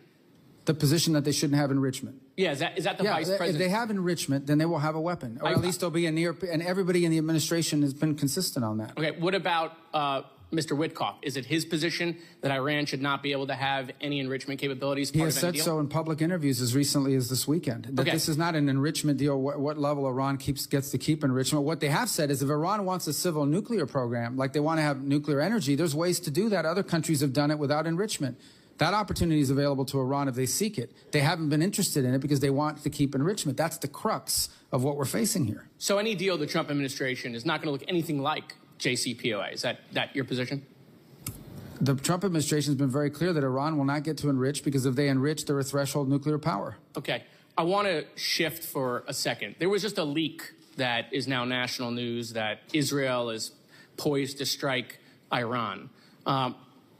Where did that leak come from in the administration? Do we know what department leaked that? Is that being looked into? Well, I'm not aware of the leak that you're discussing. I'm obviously, I wouldn't discuss intelligence matters and even verify whether it's even true. I also don't think it's a mystery, though. Irrespective, I'm not talking about the leak. I'm not talking about the news story, that Israel has made clear that they retain the option of action to limit Iran from ever gaining a nuclear capability. I don't think that's a mystery, but I wouldn't comment. If I had read the article, I wouldn't comment on intelligence matters, confirm or deny them.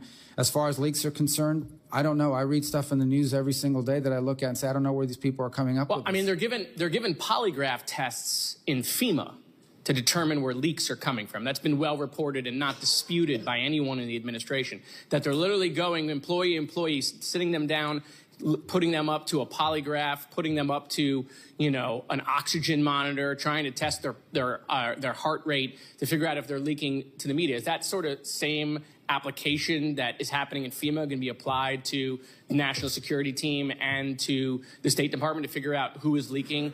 As far as I'm aware, we've not conducted any polygraph tests at the Department of State. Maybe we should, but we haven't. Okay. All right. So I just want to be clear, because there is a lot of confusion depending on the day, the week, and a lot of the reporting that's coming out, is that any Iran deal, is it your recommendation that should go to Congress to I actually think the law requires it. If you recall, we passed legislation here a few years ago, and it requires that Congress has a right to weigh in on any deal and could actually reverse any deal. I forgot the acronym for the bill, but it was one that was passed a few years ago, and I was in the Senate when it passed. It was after JCPOA. Okay. Thank you, Mr. Chairman. I yield back. Chair now recognizes Representative Barr. Secretary Rubio, thank you for your leadership in refocusing American diplomacy towards the national interest, not just towards what might make us feel good and what might be actually counterproductive to the national interest in the name of humanitarian goals. Last year, the Select Committee on the Chinese Communist Party found that 5 venture capital firms funneled more than $1.9 billion into artificial intelligence companies that support China's human rights abuses or military modernization. At least another $1.2 billion went into the PRC's semiconductor industry. Recently, there was a $75 million venture capital investment into a Chinese artificial intelligence firm, Manus. Do you agree that controls on American investments or non-U.S. Investments into the Chinese military industrial complex companies are necessary to protect our national security? Yes, and I would further say that because of the military-commercial fusion in China, virtually any company that's owned and controlled under Chinese national security laws are basically extensions of the Chinese military. In February, as you well know, President Trump issued a national security memorandum titled, quote, America First Investment Policy. And that memorandum directs federal agencies to address outbound investments and targets both entities and sensitive technologies. My bill, the Fight China Act, which I introduced with Senator Cornyn, aligns with this memorandum. And this legislation builds upon my legislation in previous Congresses that authorized OFAC to impose SDN sanctions on CMIC companies.